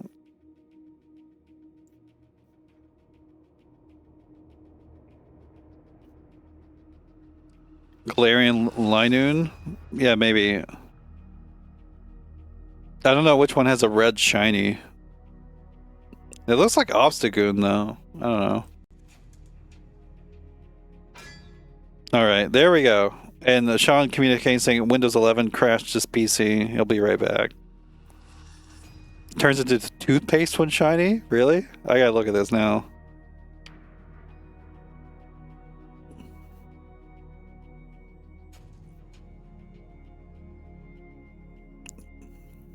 Where are sprites? There's sprites. Oh my god. I think that is Obstagoon though. He is red on the face. I don't think even Galarian Linoon does have like a very evil look. It could be either of them, I think, honestly.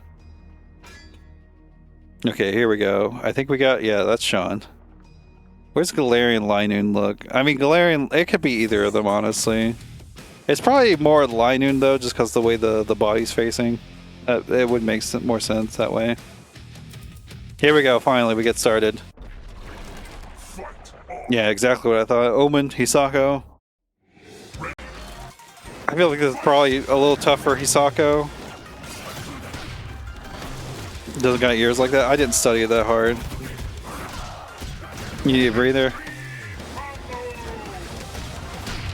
Yeah, definitely aerial opponents like this. Hisako loves doing jumping heavy punch if they're far away. We do got mixed though. Parry is definitely something good to represent against Omen when he's flying at you. You gotta make sure, you gotta incentivize Omen to not be doing aerial normals at you.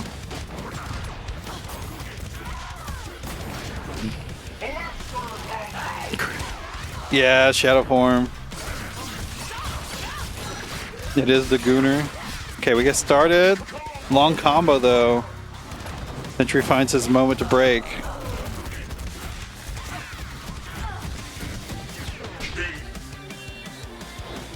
When parry procs? Yes. She's invincible whenever her parry activates. I've tested it with like Arya instinct drones. If you can parry Arya, like the drones just go right through her. Okay, what's the offense? Oh, late parry. I guess parry after a jump in isn't like the worst idea. Just because sometimes they do buttons after jumping in. It's definitely not the best idea though, it's risky. Oh, there's a parry. Immediate medium breaker though. Oh, no poke after the... I guess maybe expecting the soldier god there. I'm not sure how often Sentry does that one. Oh, you could have crouching heavy punched. Pretty sure. That'll work. Again, another medium breaker. Too far away, surprisingly. Went under the standing leg kick? Heavy's not broken, gets the moral victory, but this is going to be such a hard comeback. I definitely would like to see Sean doing a bit more preemptive normals and stuff. Yeah, I like the short combos. Just jumps out. Locks out the heavy, expecting the medium. Shadow Ender. Oh my god. All of a sudden, it's a real game again. Oh, you could have just... I think you could have just went to Ultra, right? Oh my goodness. I'm not sure how that works after Hisako parry. Can Hisako parry go straight to Ultra? That's definitely something to have, if true.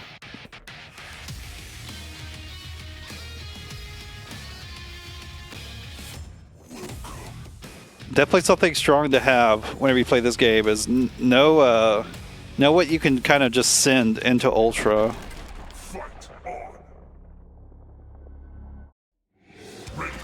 I've been here the entire time. I've been doing this for like years at this point. What's up, Devil? Okay, Sean's the one to get started, but Hisako's wall split is the best in the game, but it wasn't good enough to get to mid-screen to the wall. It's okay. Nice defense. Blocking. Didn't block low though. Went for the high. Little knockdown. Omen is annoying, but something important to remember when playing him is not to get too frustrated. He doesn't do a lot of damage without meter. Like, even with meter right there, he did 30%, which is like not that much. Yeah, I run events every Wednesday and Saturday. It's also the YouTube channel with VODs if you miss it.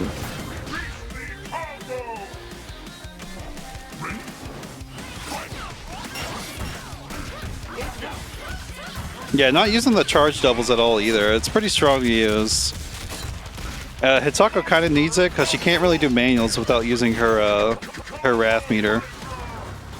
So charging up those manuals and or charging up the doubles, and it's more like a delay than a charge because I don't think you get more damage from doing it. It just messes up the timing.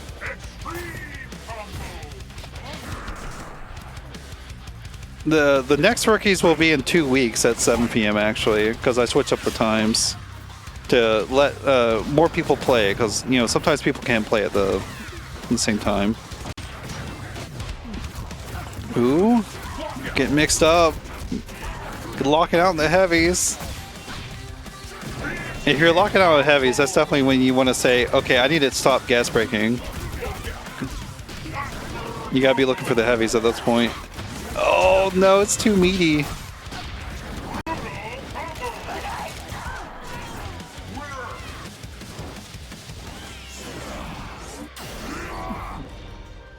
John's still putting up a good fight. Definitely, you know, again, like we were saying earlier, Sentry is arguably not a rookie. Definitely been playing a while. He's got some gross Omen tech. And this is kind of looking like more Sean just not knowing how to deal with Omen, which, to be fair, Omen's quite annoying.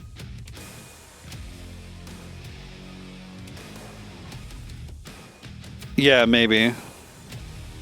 Definitely something strong to do if your opponent is breaking you on the first thing always, is start your combo, like after your opener, go straight into a linker.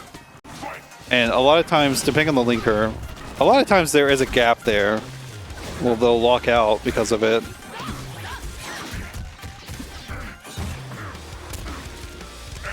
Let's see. Oh, just the backdash. Poke, yeah. Omen is not, it's not his turn after that, especially if he doesn't have Shadow Meter. He can't represent anything.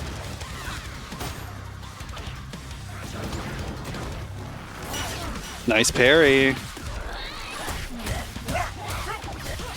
Didn't break. Wall splat. Command grab. Get the vengeance meter back. Oh, got hit with the button still. Quick combo didn't kill though. Meaty sweep will do it.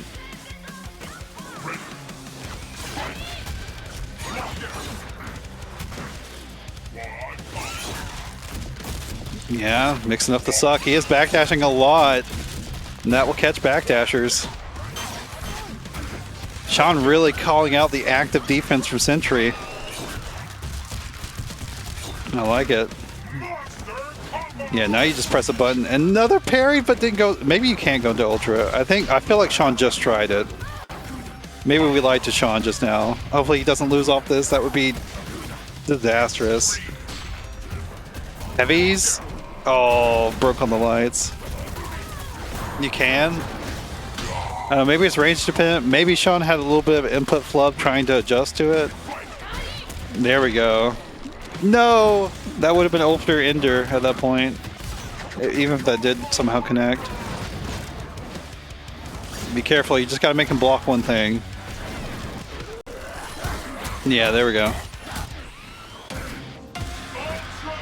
Okay, it's space dependent. It's winnable. Definitely missing your Ultra is like a very sad thing to do. It's very stressful whenever that happens because you're like, oh fuck, it was my game, and now you just start losing a bunch. Another thing I would recommend if you're unsure if you can confirm into Ultra at that point.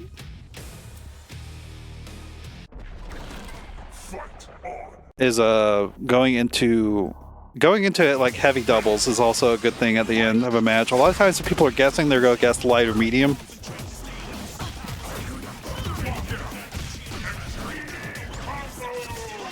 I mean, going into heavies is generally good against guest breakers anyways. Nice counter breaker. Definitely someone who's been breaking as much as Sentry. Counter breaker is good to show. Yeah, Sean just starting to do some Hisako offense. And yeah, that's if you don't want to play the mind game against parry, whenever Hisako does the suck, just a neutral jump and then punish with grab, so you don't have to play that mind game.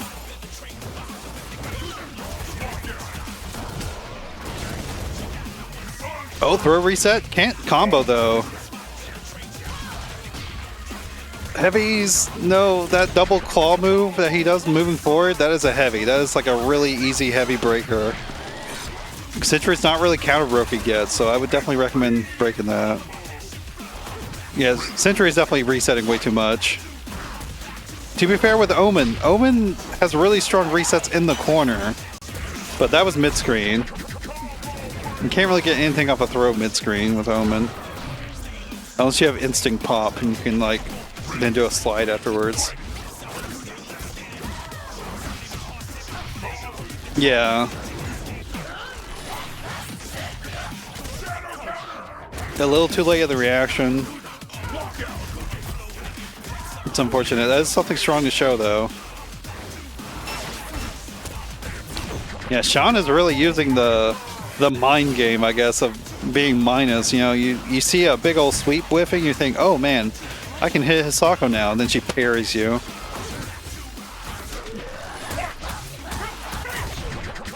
Nice break.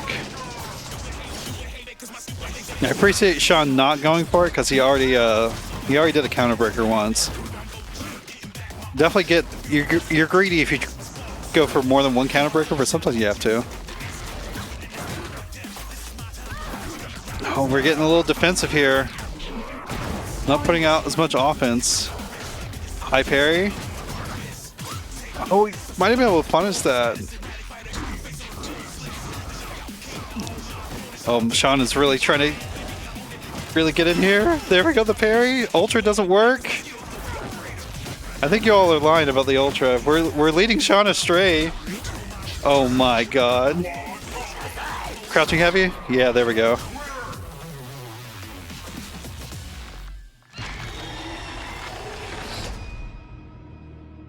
Look, it's scary being in its Omen at the end of the round.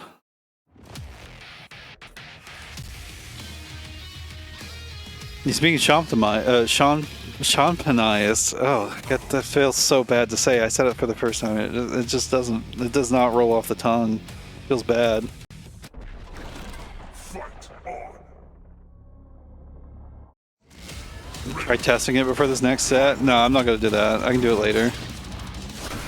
It'd be a little better if I didn't have to if it wasn't so much menuing to get out and whatnot. Maybe I'll do it at the end of the stream if I can remember.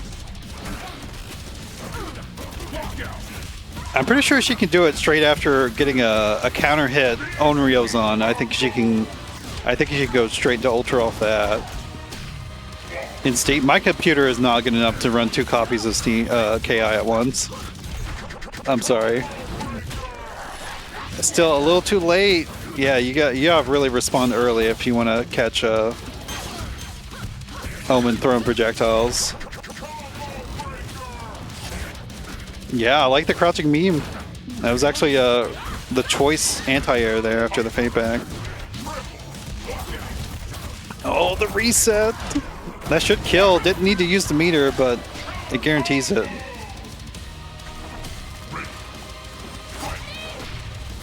I like going for the own rails on. I think lights are probably your best bet, the light own rails on against Omen. Because they all take a while to start up if he's flying around, but... Oh, he breaks the mediums again.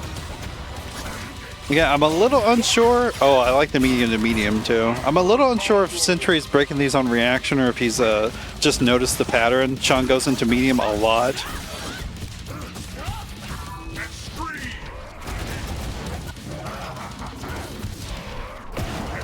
Oh, dropping combos! Just finish your combo. Sentry does love going for like a lot of weird tech. Definitely kind of dropping stuff because of it. Still got a chance. Could have punished with a standing cappy punch, I think, there.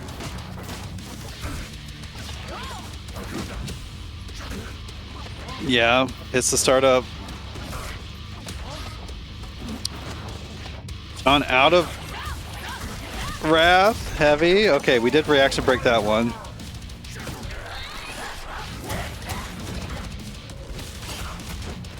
Here we go. Throw. Gets the medium. Does he break? Oh my god, he does. Sean didn't want to play the game. It wasn't tactically a counter breaker there, because Sentry would have lost if you were right. Counter breaker is only true whenever the risk is you losing and they just like take a bit of a damage. They were really close though. Impressive adaptations from Sean, because like the first 2 games, it wasn't looking hot. I'm not gonna lie. It was looking rough for Sean. So almost bringing it back is really impressive. It's good.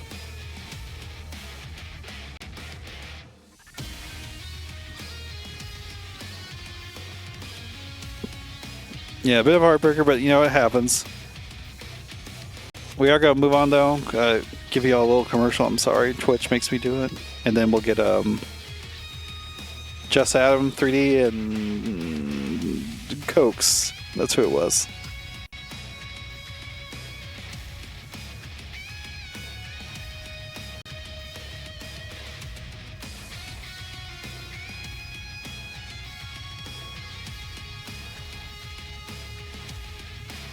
Yeah, I definitely think Sean not using the delay autos at all is a kind of a throw. It's just, it makes your combos a little more unpredictable. It's Sako's like version of using manuals essentially, and they gave it to. I don't know if they ever said this out loud, but I'm pretty sure they gave it to her because with how her wrath works, she just can't. She just can't do manuals. It uses up her wrath gauge. We will get the last round 4 match here though. Cokes and Adam 3D, they're both Steam players, so I can't do shit here. I just gotta wait for them to get in here. It's real. That's why I thought, but I'm not a Hisako player, so I wasn't sure. It kind of looked like that's what Sean was doing there. whenever he dropped like his ultras, but I don't know, maybe not.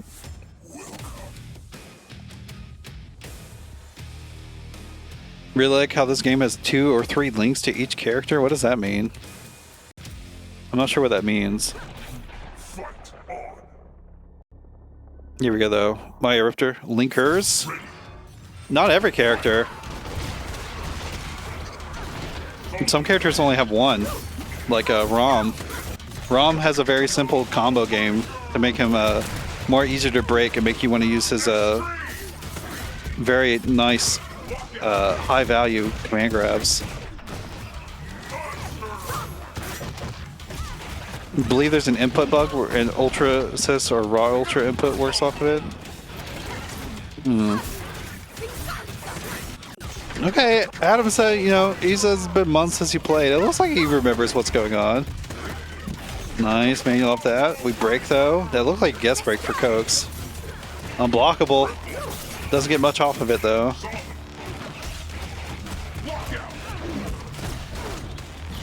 I know there's, I played Fulgor has some instances where off of things you would think it works, he just doesn't get ultra. I think a lot of times this whenever I'm doing like light auto triple, like messes it up. I'm sorry, I'm not really commentating about the match too much. It does look like both these gamers have a good idea about what's going on. Yeah, send those daggers. You got instinct? Throw that shit. What are they gonna do about it? Oh, but didn't send another dagger.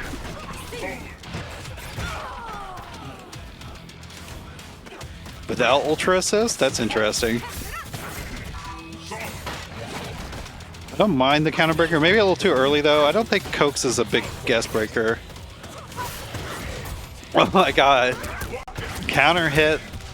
Heavy dagger. Or medium dagger.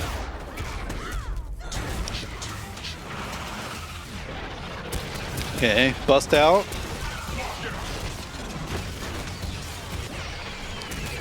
Oh, goes for it. Adam still breaks though. Are Maya daggers plus on block point blank? Yeah, they're no. The closer she is to you, the more likely you could poke back at her. The further away she gets, though, they become more plus, and it's harder to poke back against her. But definitely, Maya is another character that's a little tough to learn how to play against her if someone has a good dagger pressure. But you gotta realize, like, you gotta look for Maya. You gotta pay attention to what they're doing after they do a dagger toss. Like if they're constantly if they do a dagger toss and dash forward, or do something like that, tumble kick. I'm pretty sure you could have counter hit that by pressing a button.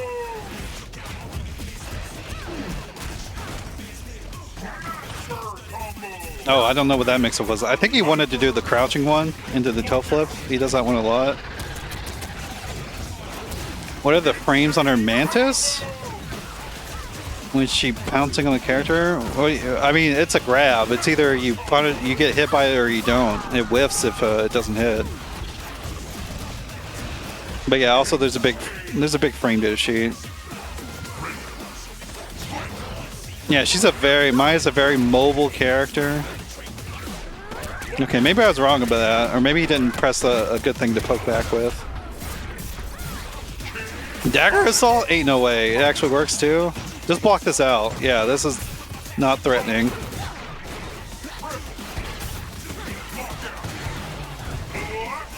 Where's Valdak? My advice, if you have a Maya do dagger assault to you, just block it out. Take a throw. Her overhead's actually really easy to block, I think. Oh my goodness.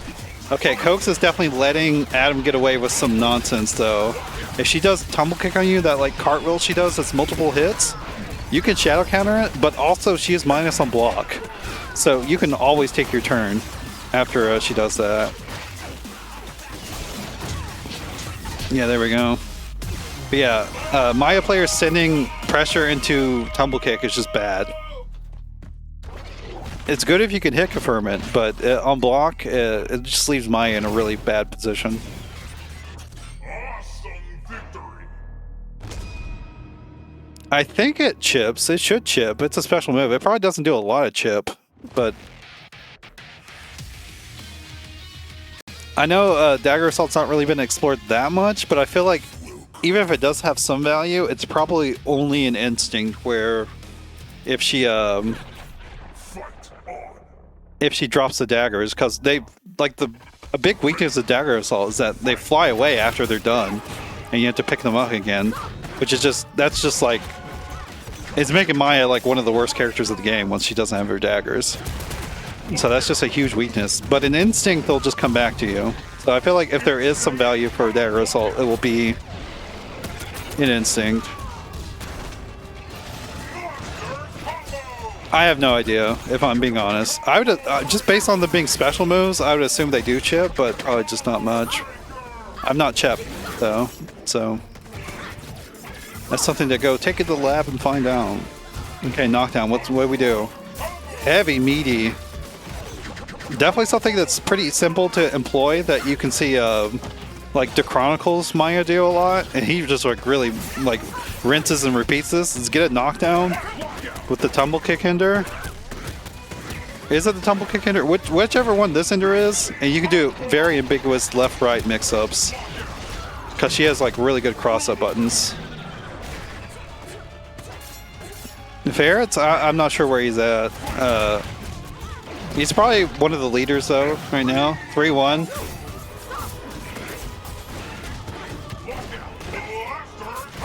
Unfortunately, the way challenge works, I don't really see an updated like bracket score. I could refresh, but I don't want to do that.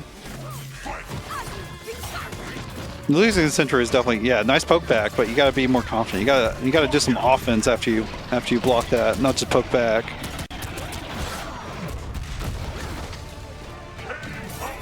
Block, yeah, you had to block that. Kind of rough though what to do after that. You could have backdashed, you could have just blocked again. It's her shoulder charge is a very strong move. Overhead, could have broke.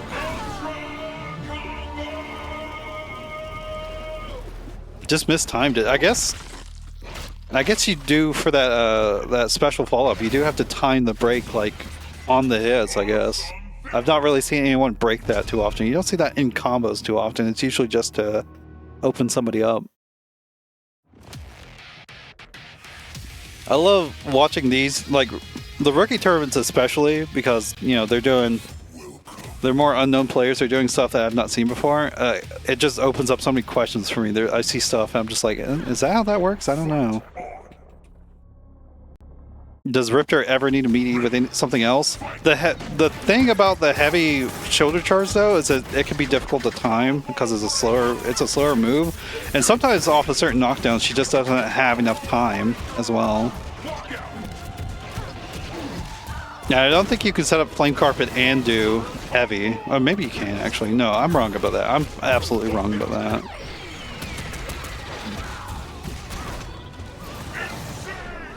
It is something pretty spammable, for sure.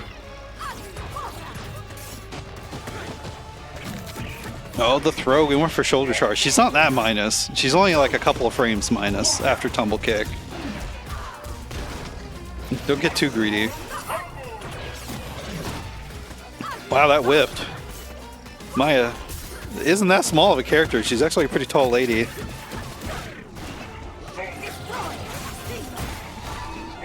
Oh, whiff of that counter breaker. Cokes didn't want to play that game though.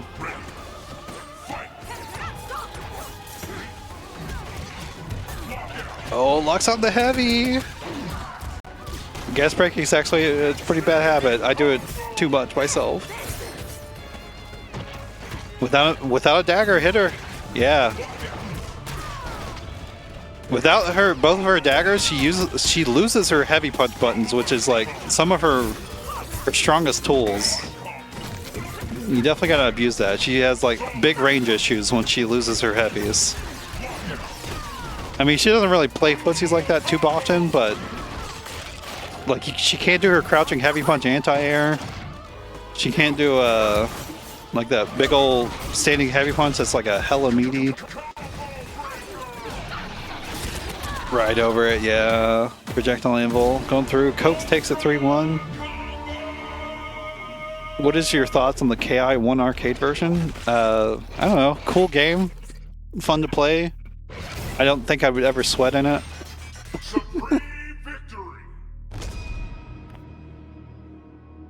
It's definitely a little... It's a little funny as a competitive game. Because, like, for one thing, it doesn't have throws. Like, that's a big thing that just changes how it is as a fighting game. There's no throws in KI 1.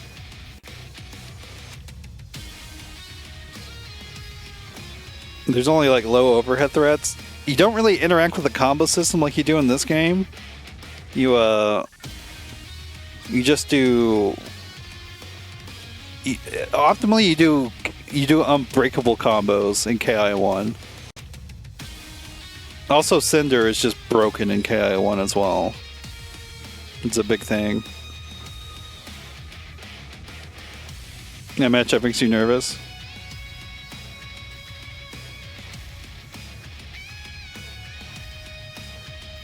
I probably should have been giving Cokes more, or not Cokes, Adam a little bit more advice about how to deal with Riptor, although I feel like I've done that in other matches as well.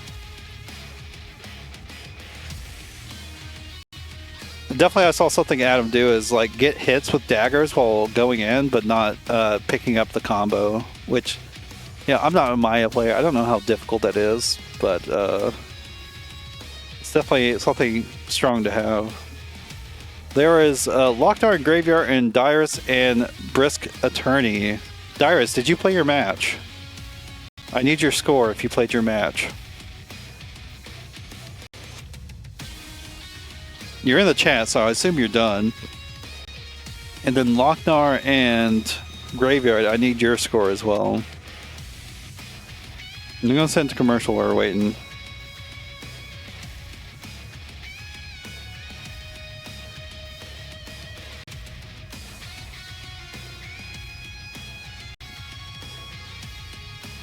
Oh shit, a 3-0? Okay, Brisk Attorney is definitely a stronger player that's entered what it is.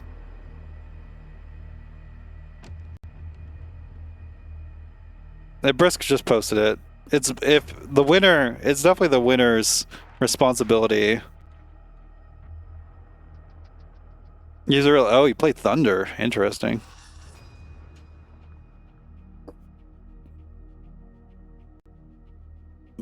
We do need to wait on a Graveyard and why'd you get rid of it? Put that back. Was it wrong? Dirus, what was the score? Was it 3-0 for a Brisk Attorney, or did you win? I don't trust this guy anymore. It was there, then he oh, no wait, it was there, okay. That's right. He did post it. That's on me. It's because I messed up my my headers. That's on my fault. I'm sorry. I am missing Loc-Nar and Graveyard though. Yeah, I'm always gonna goof up something.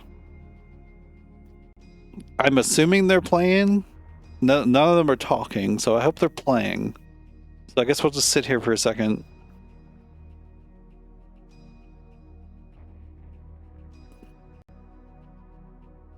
I'm looking at the score reporting channel. The last one featuring Graveyard was from the last round. I'm sure of that.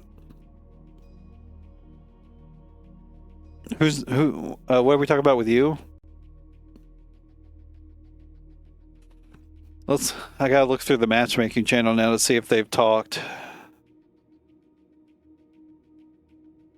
They said GG's, dude.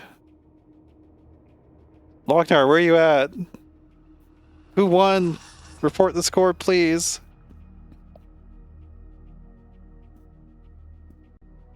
Okay, they are not playing yet. Loc-Nar and Graveyard, I need your score.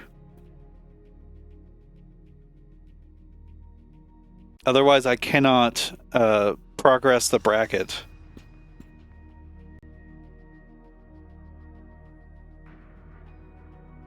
I beg of you, please.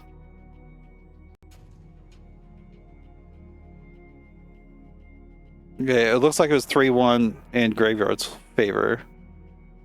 Right? Is that correct? 3-1?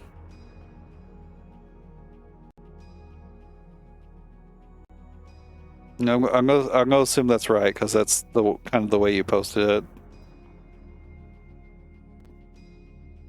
Remember, if you win, you need to report. You need to report the score. Okay, thank you, Loc-Nar. Thank you for the confirmation. I appreciate it. But yeah, it's your responsibility as the winner of the match to report the score if you play off stream. Make sure you do that. Okay, now we can get the last round. I'm sorry for that delay. It wasn't entirely my fault. It was partially my fault, though. So the Rifter is stronger. That's funny. Let's see.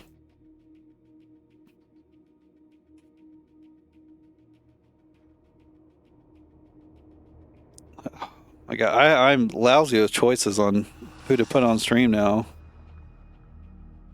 Yeah, manmoth just had like a tough run actually as a newer player in these brackets. He had to play like pretty much all of his matches were tough.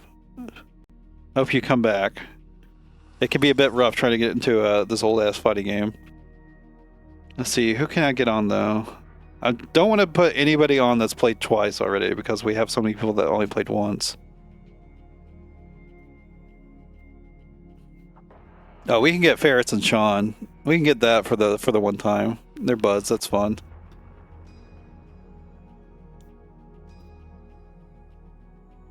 You only played once on stream? Yeah, I know. But you're up against Graveyard, who's been on twice. You've got plenty of stream time over the years too. You got lots of footage of us commentating on your gameplay. We're gonna get Loc-Nar and Amedeus on the stream first, and then we'll get Ferrets and Sean after that to close out the tournament. So that means Sentry and Brisk Attorney can play off stream. Dirus and Graveyard can play off stream. Cokes and manmoth can play off stream. Tybis and Adam can play off stream. And who's left out? Who's the odd person out?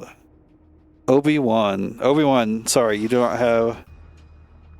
No, round 5 match. Your tournament is over. If you want to play me on stream afterwards as a consolation prize. Anybody that only have 4 matches, if you want to play me, I'll play you on stream. We can have a little extra time.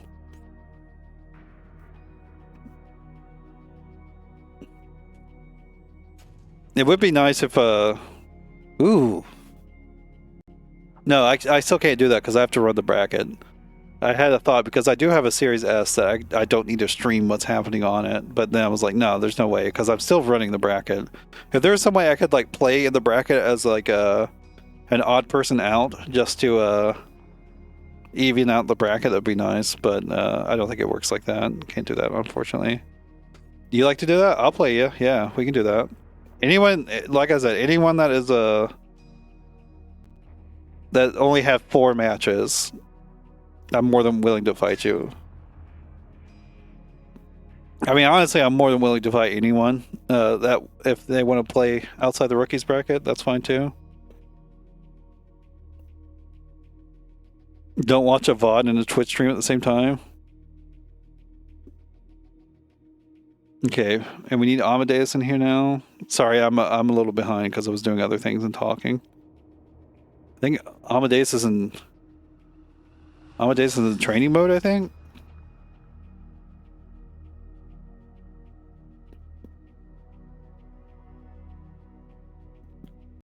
Fulgore gets about as fast as you can play. That's definitely something I've noticed watching like better Fulgore players play compared to my Fulgore is like they're just way more active.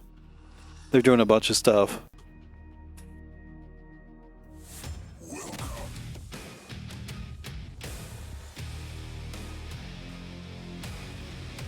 The Thug finals. It's unfortunate the way Swiss brackets are set up. It turns out like the the players that are losing more will end up being the ones that only get, like, they end up being the odd people out that won't get a 5th match.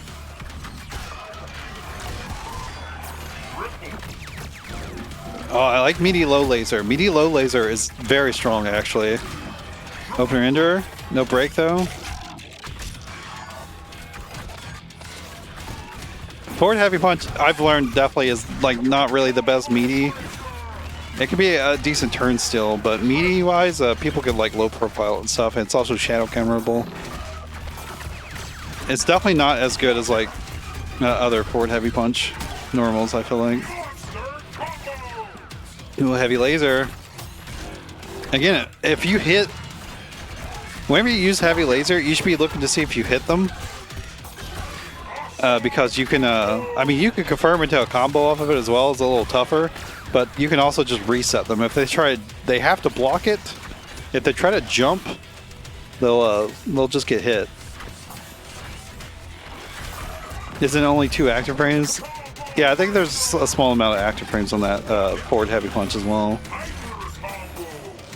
Definitely not your strongest meaty. Like, the God button with full gore is crouching medium kick. That button is so good. You want to get in the range where you can press down your opponent and make them block it. Typically, you want to be threatening with crouching medium kick or back heavy punch for his overhead. Isn't it back? It might be forward. I might be getting mixed up on what his commands on. That was opener enter. Could have blocked it. Finish the combo, get some big damage. Hell yeah. Amedeus is sitting on a lot of meter. You definitely want to be using that as full gore.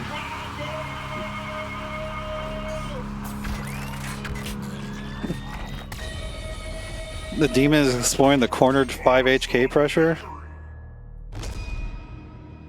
Yeah, use the meter. Maybe don't go as wild as Metro does. Metro, like, he'll use the meter as soon as he has it and always uses it. Which is better, it's better than not using it. I'm definitely more the, I'm in the camp of, like, if you've got almost a full meter, look for opportunities to use it.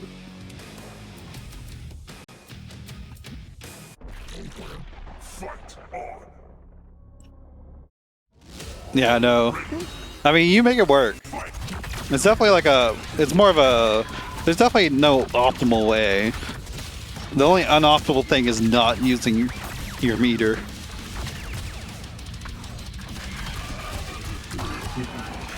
Blade dash in. Oh, we drop it?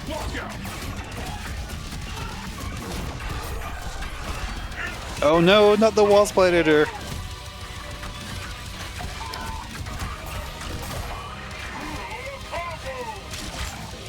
Definitely, starting out with the full gore, I would recommend either doing plasma. Sorry, my nose keeps on getting sopped up. It's really big about talking weird. But I would recommend doing a plasma bolt enter and then either teleporting to them and just hitting a button on them, or doing a plasma bolt and then teleporting behind it as well. Or I would recommend doing laser ender and then just doing combos to them afterwards, like hitting them with a low overhead meaty. Oh my god, did the wrong one. Blade dash is definitely your shadow move to send out.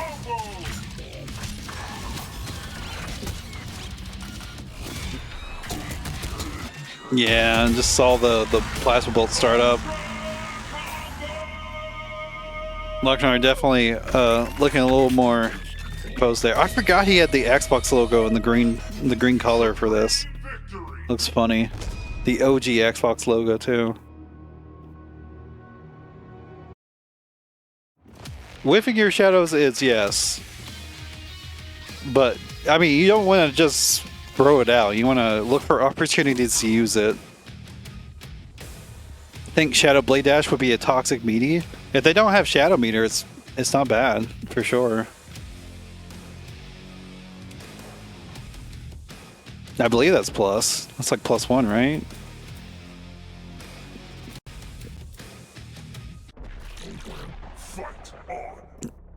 Yeah, it's +1 on block. It catches backdashes too. The only thing is, well, if you time it actually meaty, DP should lose to it too.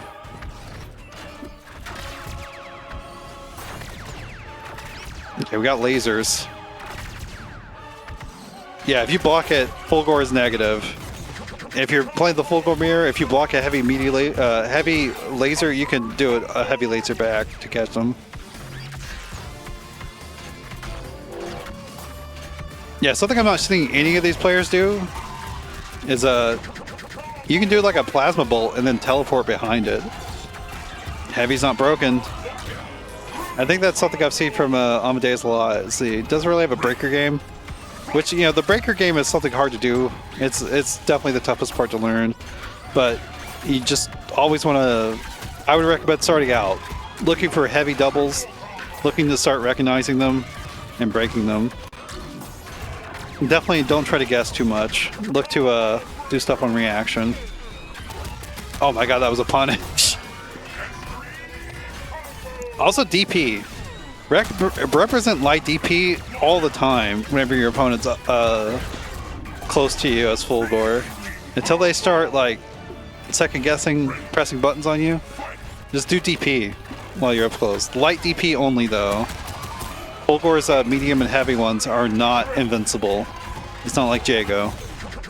Jago should be like that in my opinion. We're just doing random Shadow Blade Dash and it's working out. Doom and Amedeus happened to be throwing a plasma bolt there. That was definitely way too early to react to it.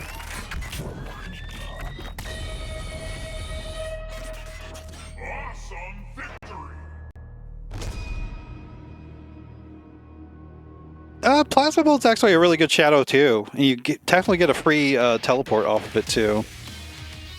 It'll happen. It'll happen. That's part of playing games competitively is sometimes you just get washed and you gotta learn to learn from it. But here's the thing though, if you're getting beat in the mirror, you can definitely, even without my commentary, you can go back and look at what they were doing and then be like, okay, I can just do what they're doing. For not getting easy reads. It happens. Don't beat yourself up too much. It's literally in the past. There's nothing you can do about it. Shut up, whoever. Of course, the time for the last set from the bracket at least.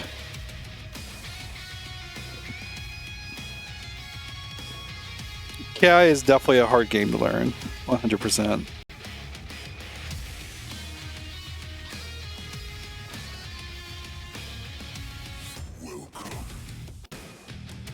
Okay, we got the two friends here, the OG players. Well, I guess Sean's technically not OG. Never uses OG in his tag, at least. There's no way we weren't seeing these characters. Mm-hmm.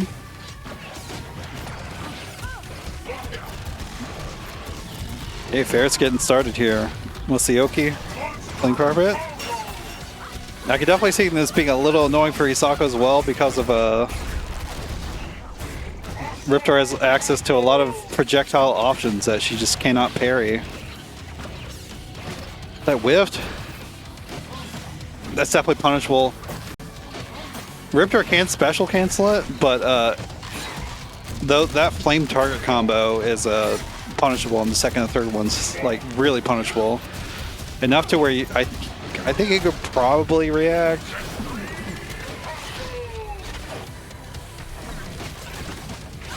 Oh, no shadow counter. Toe tap is hard to shadow counter, to be fair, but referencing shadow counter afterwards is not really a bad idea either. People want to use their plus frames. ARAM? I don't know why they didn't use it. I would recommend using the Devastation Beam unless it's going to end the match. Parry. Oh no, we dropped it!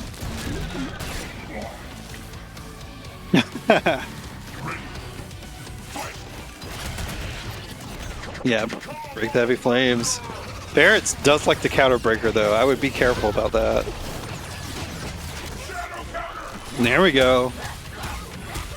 Yeah, you can just shadow counter off the shoulder charge if your opponent's really just always hitting the toe tap. I think Predator Stance cancel and maybe the overhead option might beat shadow counter right there. Medium's heavy. Oh my god, I could have got whiff punish, I think. Actually, no, he went for throw. I don't know if it was that delayed. Bear's barely taken the first match. I think, I don't know, maybe it's just because I'm talking so much, but my nose is like, every now and then, it's just like, it feels stuck. All sorts of nonsense happening in my nose. Doesn't shadow counter get stuck by toe tap? I guess it's just not fast enough. Fight on.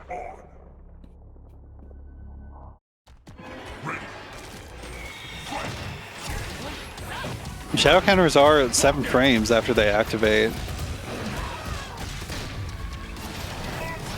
And while, you know, there's not really a gap in there whenever you block it, but shadow counter just immediately cancels, you know, your block stun.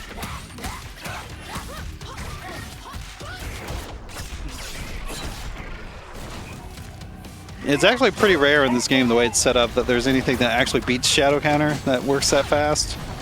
Like, there's a lot of shadow moves as well that you can shadow counter like on the first or second hit. Oh, drop the combo! That's the second time that's happened. That's unfortunate.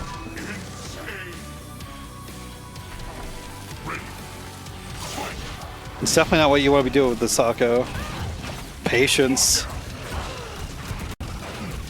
And that's when if you recognize that your opponent's waiting for the parry a bit, that's when you start trying to wake it up with buttons, waking up with like throw if you're close enough.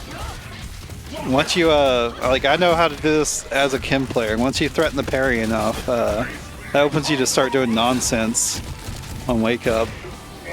I mean, Jagos do that too with the heavy DP now. Late shadow counter, but it works out. My read on that situation was Sean did that after seeing the heavy kick. Wasting the instinct. Getting a little bit, a minuscule amount of meter. Was that high enough? It was. Gets punished. Here we go. Knockdown situation. A little bag there for the offense. Good patient defense. Something you'll see Zero do. Absolute Zero, for those unfamiliar. If someone empty jumps at them, trying to bait the parry, he's really good at jab checking.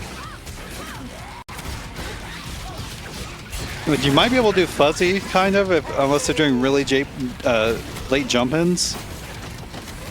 Nice, recognized it. I'm telling you, that follow-up is not really that good from Riptor. Definitely one of the lowest value ones. Got shadow countered there for doing that.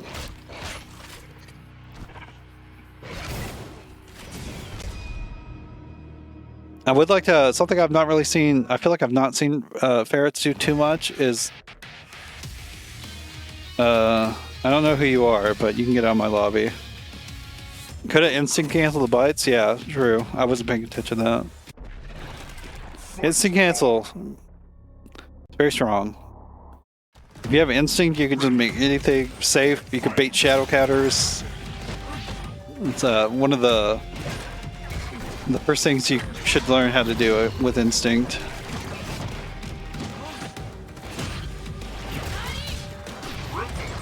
I wonder if Hisako can just do... Oh, nice block.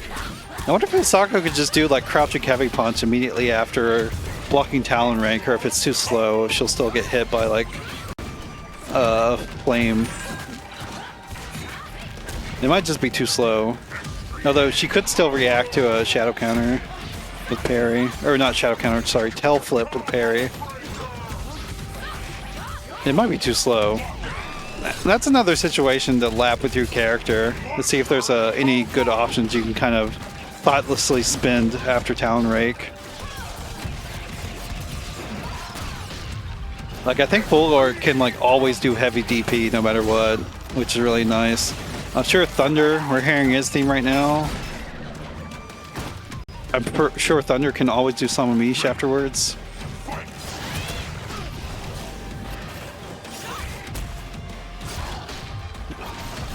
Sean taking up space.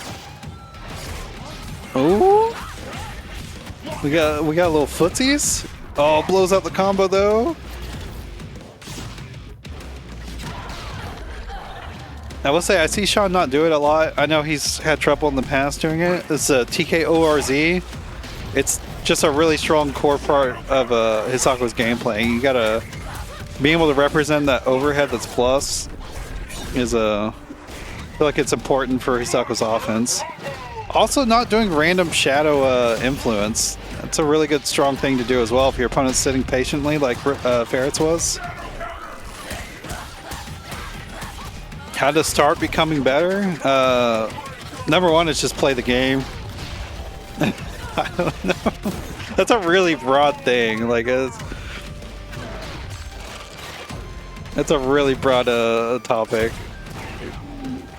If there's anything you're having trouble dealing with, like maybe, oh my god, he went for it. The one time he went for it, Ferrets jumped. What's up, DBI?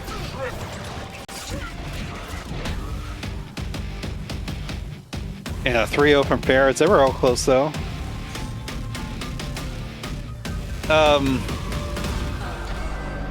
Playing the game generally, I would getting better is better. Asking questions about specific situations is a good way to get better. Like asking questions to people. Sticking with one character, I think, is good.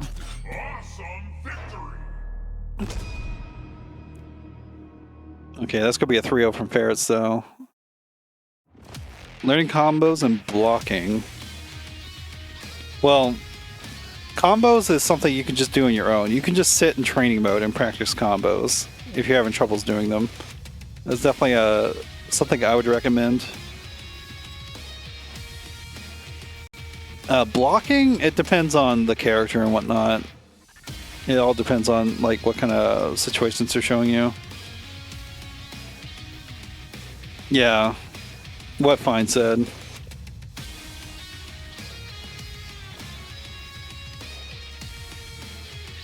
Okay, I'm sorry, I'm inputting the scores here. It's something you just it's also you gotta like pay attention to your opponents. Watching replays is really important too, like for learning how to block. If you want to learn, like the core of learning how to do replay review, it's just taking note of when you get hit and how often you get hit by something. Damn, it was close, but it looks like the winner of this Ultrafine Rookies is Brisk Attorney. Ferrets also tied with 4-1 though. Sentry could have been in the running as well if he didn't only play 4 matches. Unfortunately, he could only play 4 matches though. Sentry in 3rd, Sean in 4th, Dirus in 5th, Cokes in 6th, Adam in 7th, and Obi-Wan in 8th. Well, against computers at the moment, because when I go into games with other players, I get completely destroyed. Are you in the main KI Discord? Yeah, if you want to play, you can join the lobby. I think that's what is it KI Discord? If you're not in the main KI Discord, you can join that. It might, if you need help getting into the main channels, let me know because it's really dumb and confusing and they need to change it. But you can ask for games in there. There is a beginner tag. Sometimes not beginners will respond to it, but you know, you just got to take that. That's fine. But that's a good place to find games with people. Like if you're just queuing up and ranked, that can be definitely a rough way to learn how to play the game because the vast majority of players that are playing ranked are like ranked sweats that have been doing it for years. So it can be a really rough way to play it. Yeah, the shadows can be good too, as well. The shadows are better than the CPUs because they'll play a little bit more naturally. and prepare you a bit more for real people. But still, playing actual people is always going to be the best way to learn. Playing actual people and then asking questions is generally just the best way. I'm not even saying like you need to like ask a better player or anything like that. You can ask a question to yourself and then like investigate it in training mode. But definitely, you know, if people are around, just be like, "Hey, what's happening here? How do I play against this? What do I do?" But yeah, combos. It's definitely something you can just that's something you can set in training mode and do yourself. I would recommend not trying to do manuals starting out. Like just start doing like medium and heavy doubles. Do shorter combos too. An important thing to realize when starting this game as well is you don't need to fill up the combo meter. That's whenever you want to do damage. If you get a lot of characters have knockdowns that are very strong. So if you just do a short combo that has one break chance into a knockdown ender, you can start doing like strike throw offense with every character off of that. Yeah, it's great to have you. Thank you. And you're welcome, I guess. Yeah, Loc-Nar, anytime you want to get in here, you play Glacius a lot, like against him, or you play Glacius?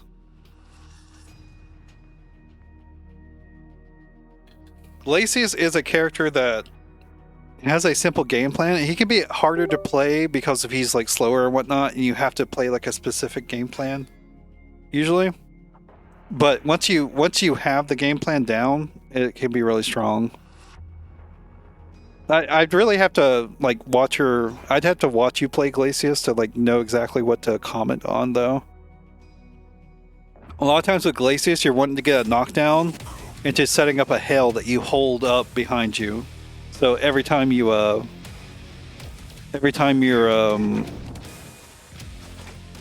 opponent tries to, if they hit you, they'll get hit by it, essentially. It's really strong for just denying anything.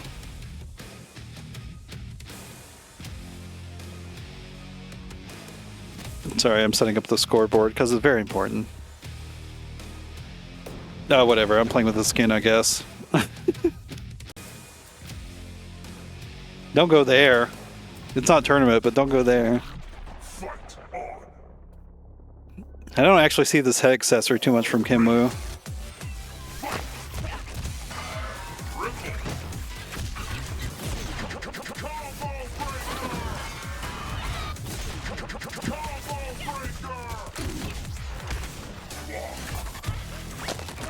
No, I didn't confirm it. Nice TP.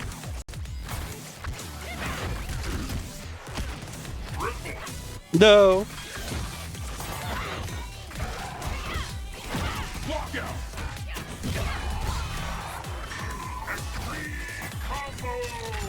No, did you? Yeah, this could be a tough game to learn for sure.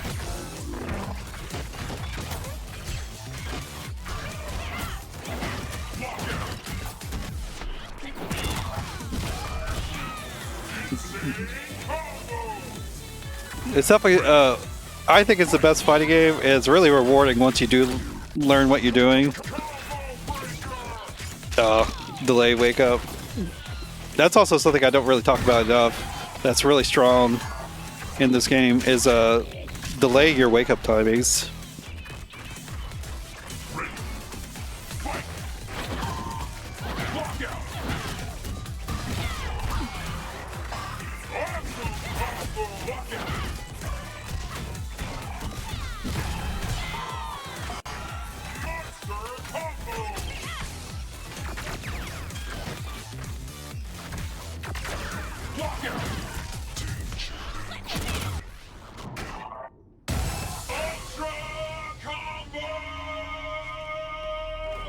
Yeah, you just gotta, it's I know it can probably be hard to get discouraged, but you gotta just, learning a fighting game is like any other skillful endeavor. There's gonna be setbacks, and it's hard to actually be good at it. And it takes time. But it feels real cool when you get good at it. Don't understand what's going on. You struggle a bit. Like I said, the best way to deal with that is playing against like, not just like people in ranked. Don't just queue up in ranked. Find people that you can play against that you can talk to. Whether it's in text or voice, it's whatever. So you can actually, like, ask them about what's going on. Queuing up against, like, random people online is, like, it's never going to be a good way to learn. Unless you already have, like, the basics of fighting games, you kind of know a little bit about what you're doing. Then backwards. I didn't even put the... that was accidental. Those are leftover from the last match, I think.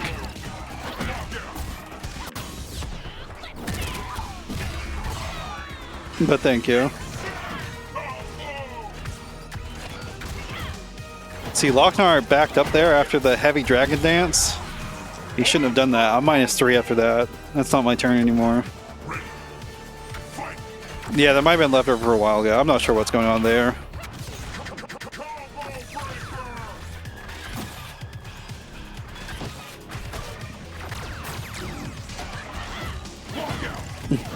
I'm forcing the woke up on you.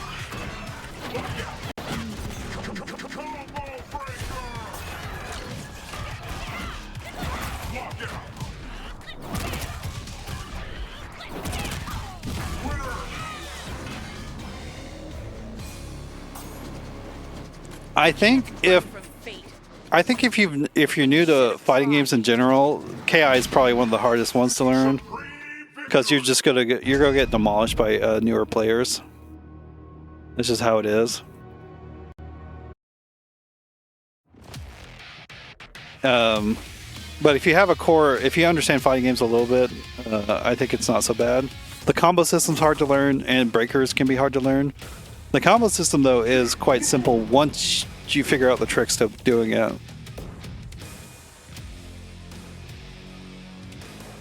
Hundreds of hours? Maybe. I think it's the best fighting game, though. There's so much going on. And it's definitely, like, really balanced as well. Yeah, that can make sense. Fighting games can be tough to get into. There's not a lot of good, like, tutorialization or whatever. There might be, like, a good, like, Brian F video or Sagen video for some basics that can, There's probably other people, too. Those are just the ones I go to because I'm biased, I guess. I like my whiteys.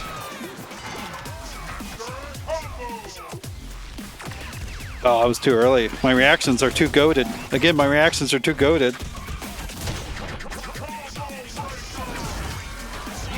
Nah. You have a video on KI? Delay. Oh, medium. Mediums again. I broke heavies.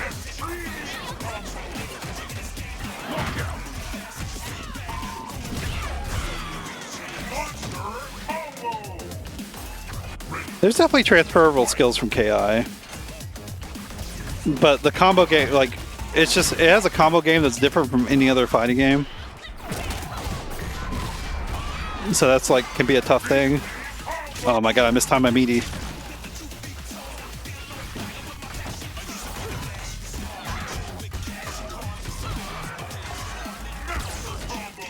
Oh my god, I got mixed up there. Panic.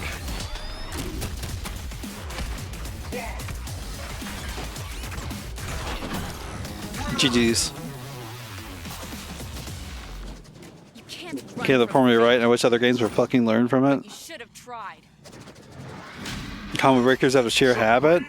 I mean, combo breaking is a thing that's like, there's a philosophy to it. Thanks for the work. You're welcome. Your Fulgor's looking pretty good, actually. I think your Fulgor already looks more solid than your Jago, honestly. Although maybe Fulgor just enables you to play more like you want to than Jago does. I think your Fulgor is looking good, honestly. Yeah, honestly, like I'm not even joking. Fulgor allows you to be Fulgor is definitely a character that lets you be a bit more active. Yeah, I like that as well. You might watch a Guilty Gear combo and go, it's cool, but it has too many to do heavy slash there, so it's too easy to break. But no. There's definitely, it's something I've 100% have experience in, like going to like big offline tournaments where I'm playing in other games, is like if you start playing Street Fighter after you just got out of KI pulls or whatever, you'll be like trying to break combos, even though it makes no sense. It's pretty funny how that like carries over. But yeah, KI is a lot about playing your opponent, but you know, it's also there's a fighting game and I don't know if I would say 30-60. Also, I know that's you're being a little funny because it's not even 100%, but let's see. Is anyone playing KI that I can raid? If anybody else wants to play, I'll play you, but I think Brisk Attorney's being a little bit of a joker. It is a lot of mind games, honestly. I think the only person I know is Graveyard. I feel like Graveyard usually like ends the stream as soon as I raid him. We'll go raid. I don't know this person, but they're playing KI. It looks like they're playing KI with their friends. It looks like mainly a Spanish stream, but it says English as well. We'll raid them. Whatever. Looks like they're Puerto Rican from the PR. Y'all have a good night. I'll see you on Wednesday for the Rumble. Make sure to sign up for that. That'll be at 9 p.m. on a Wednesday, 9 p.m. Eastern time, Eastern U.S. Bye.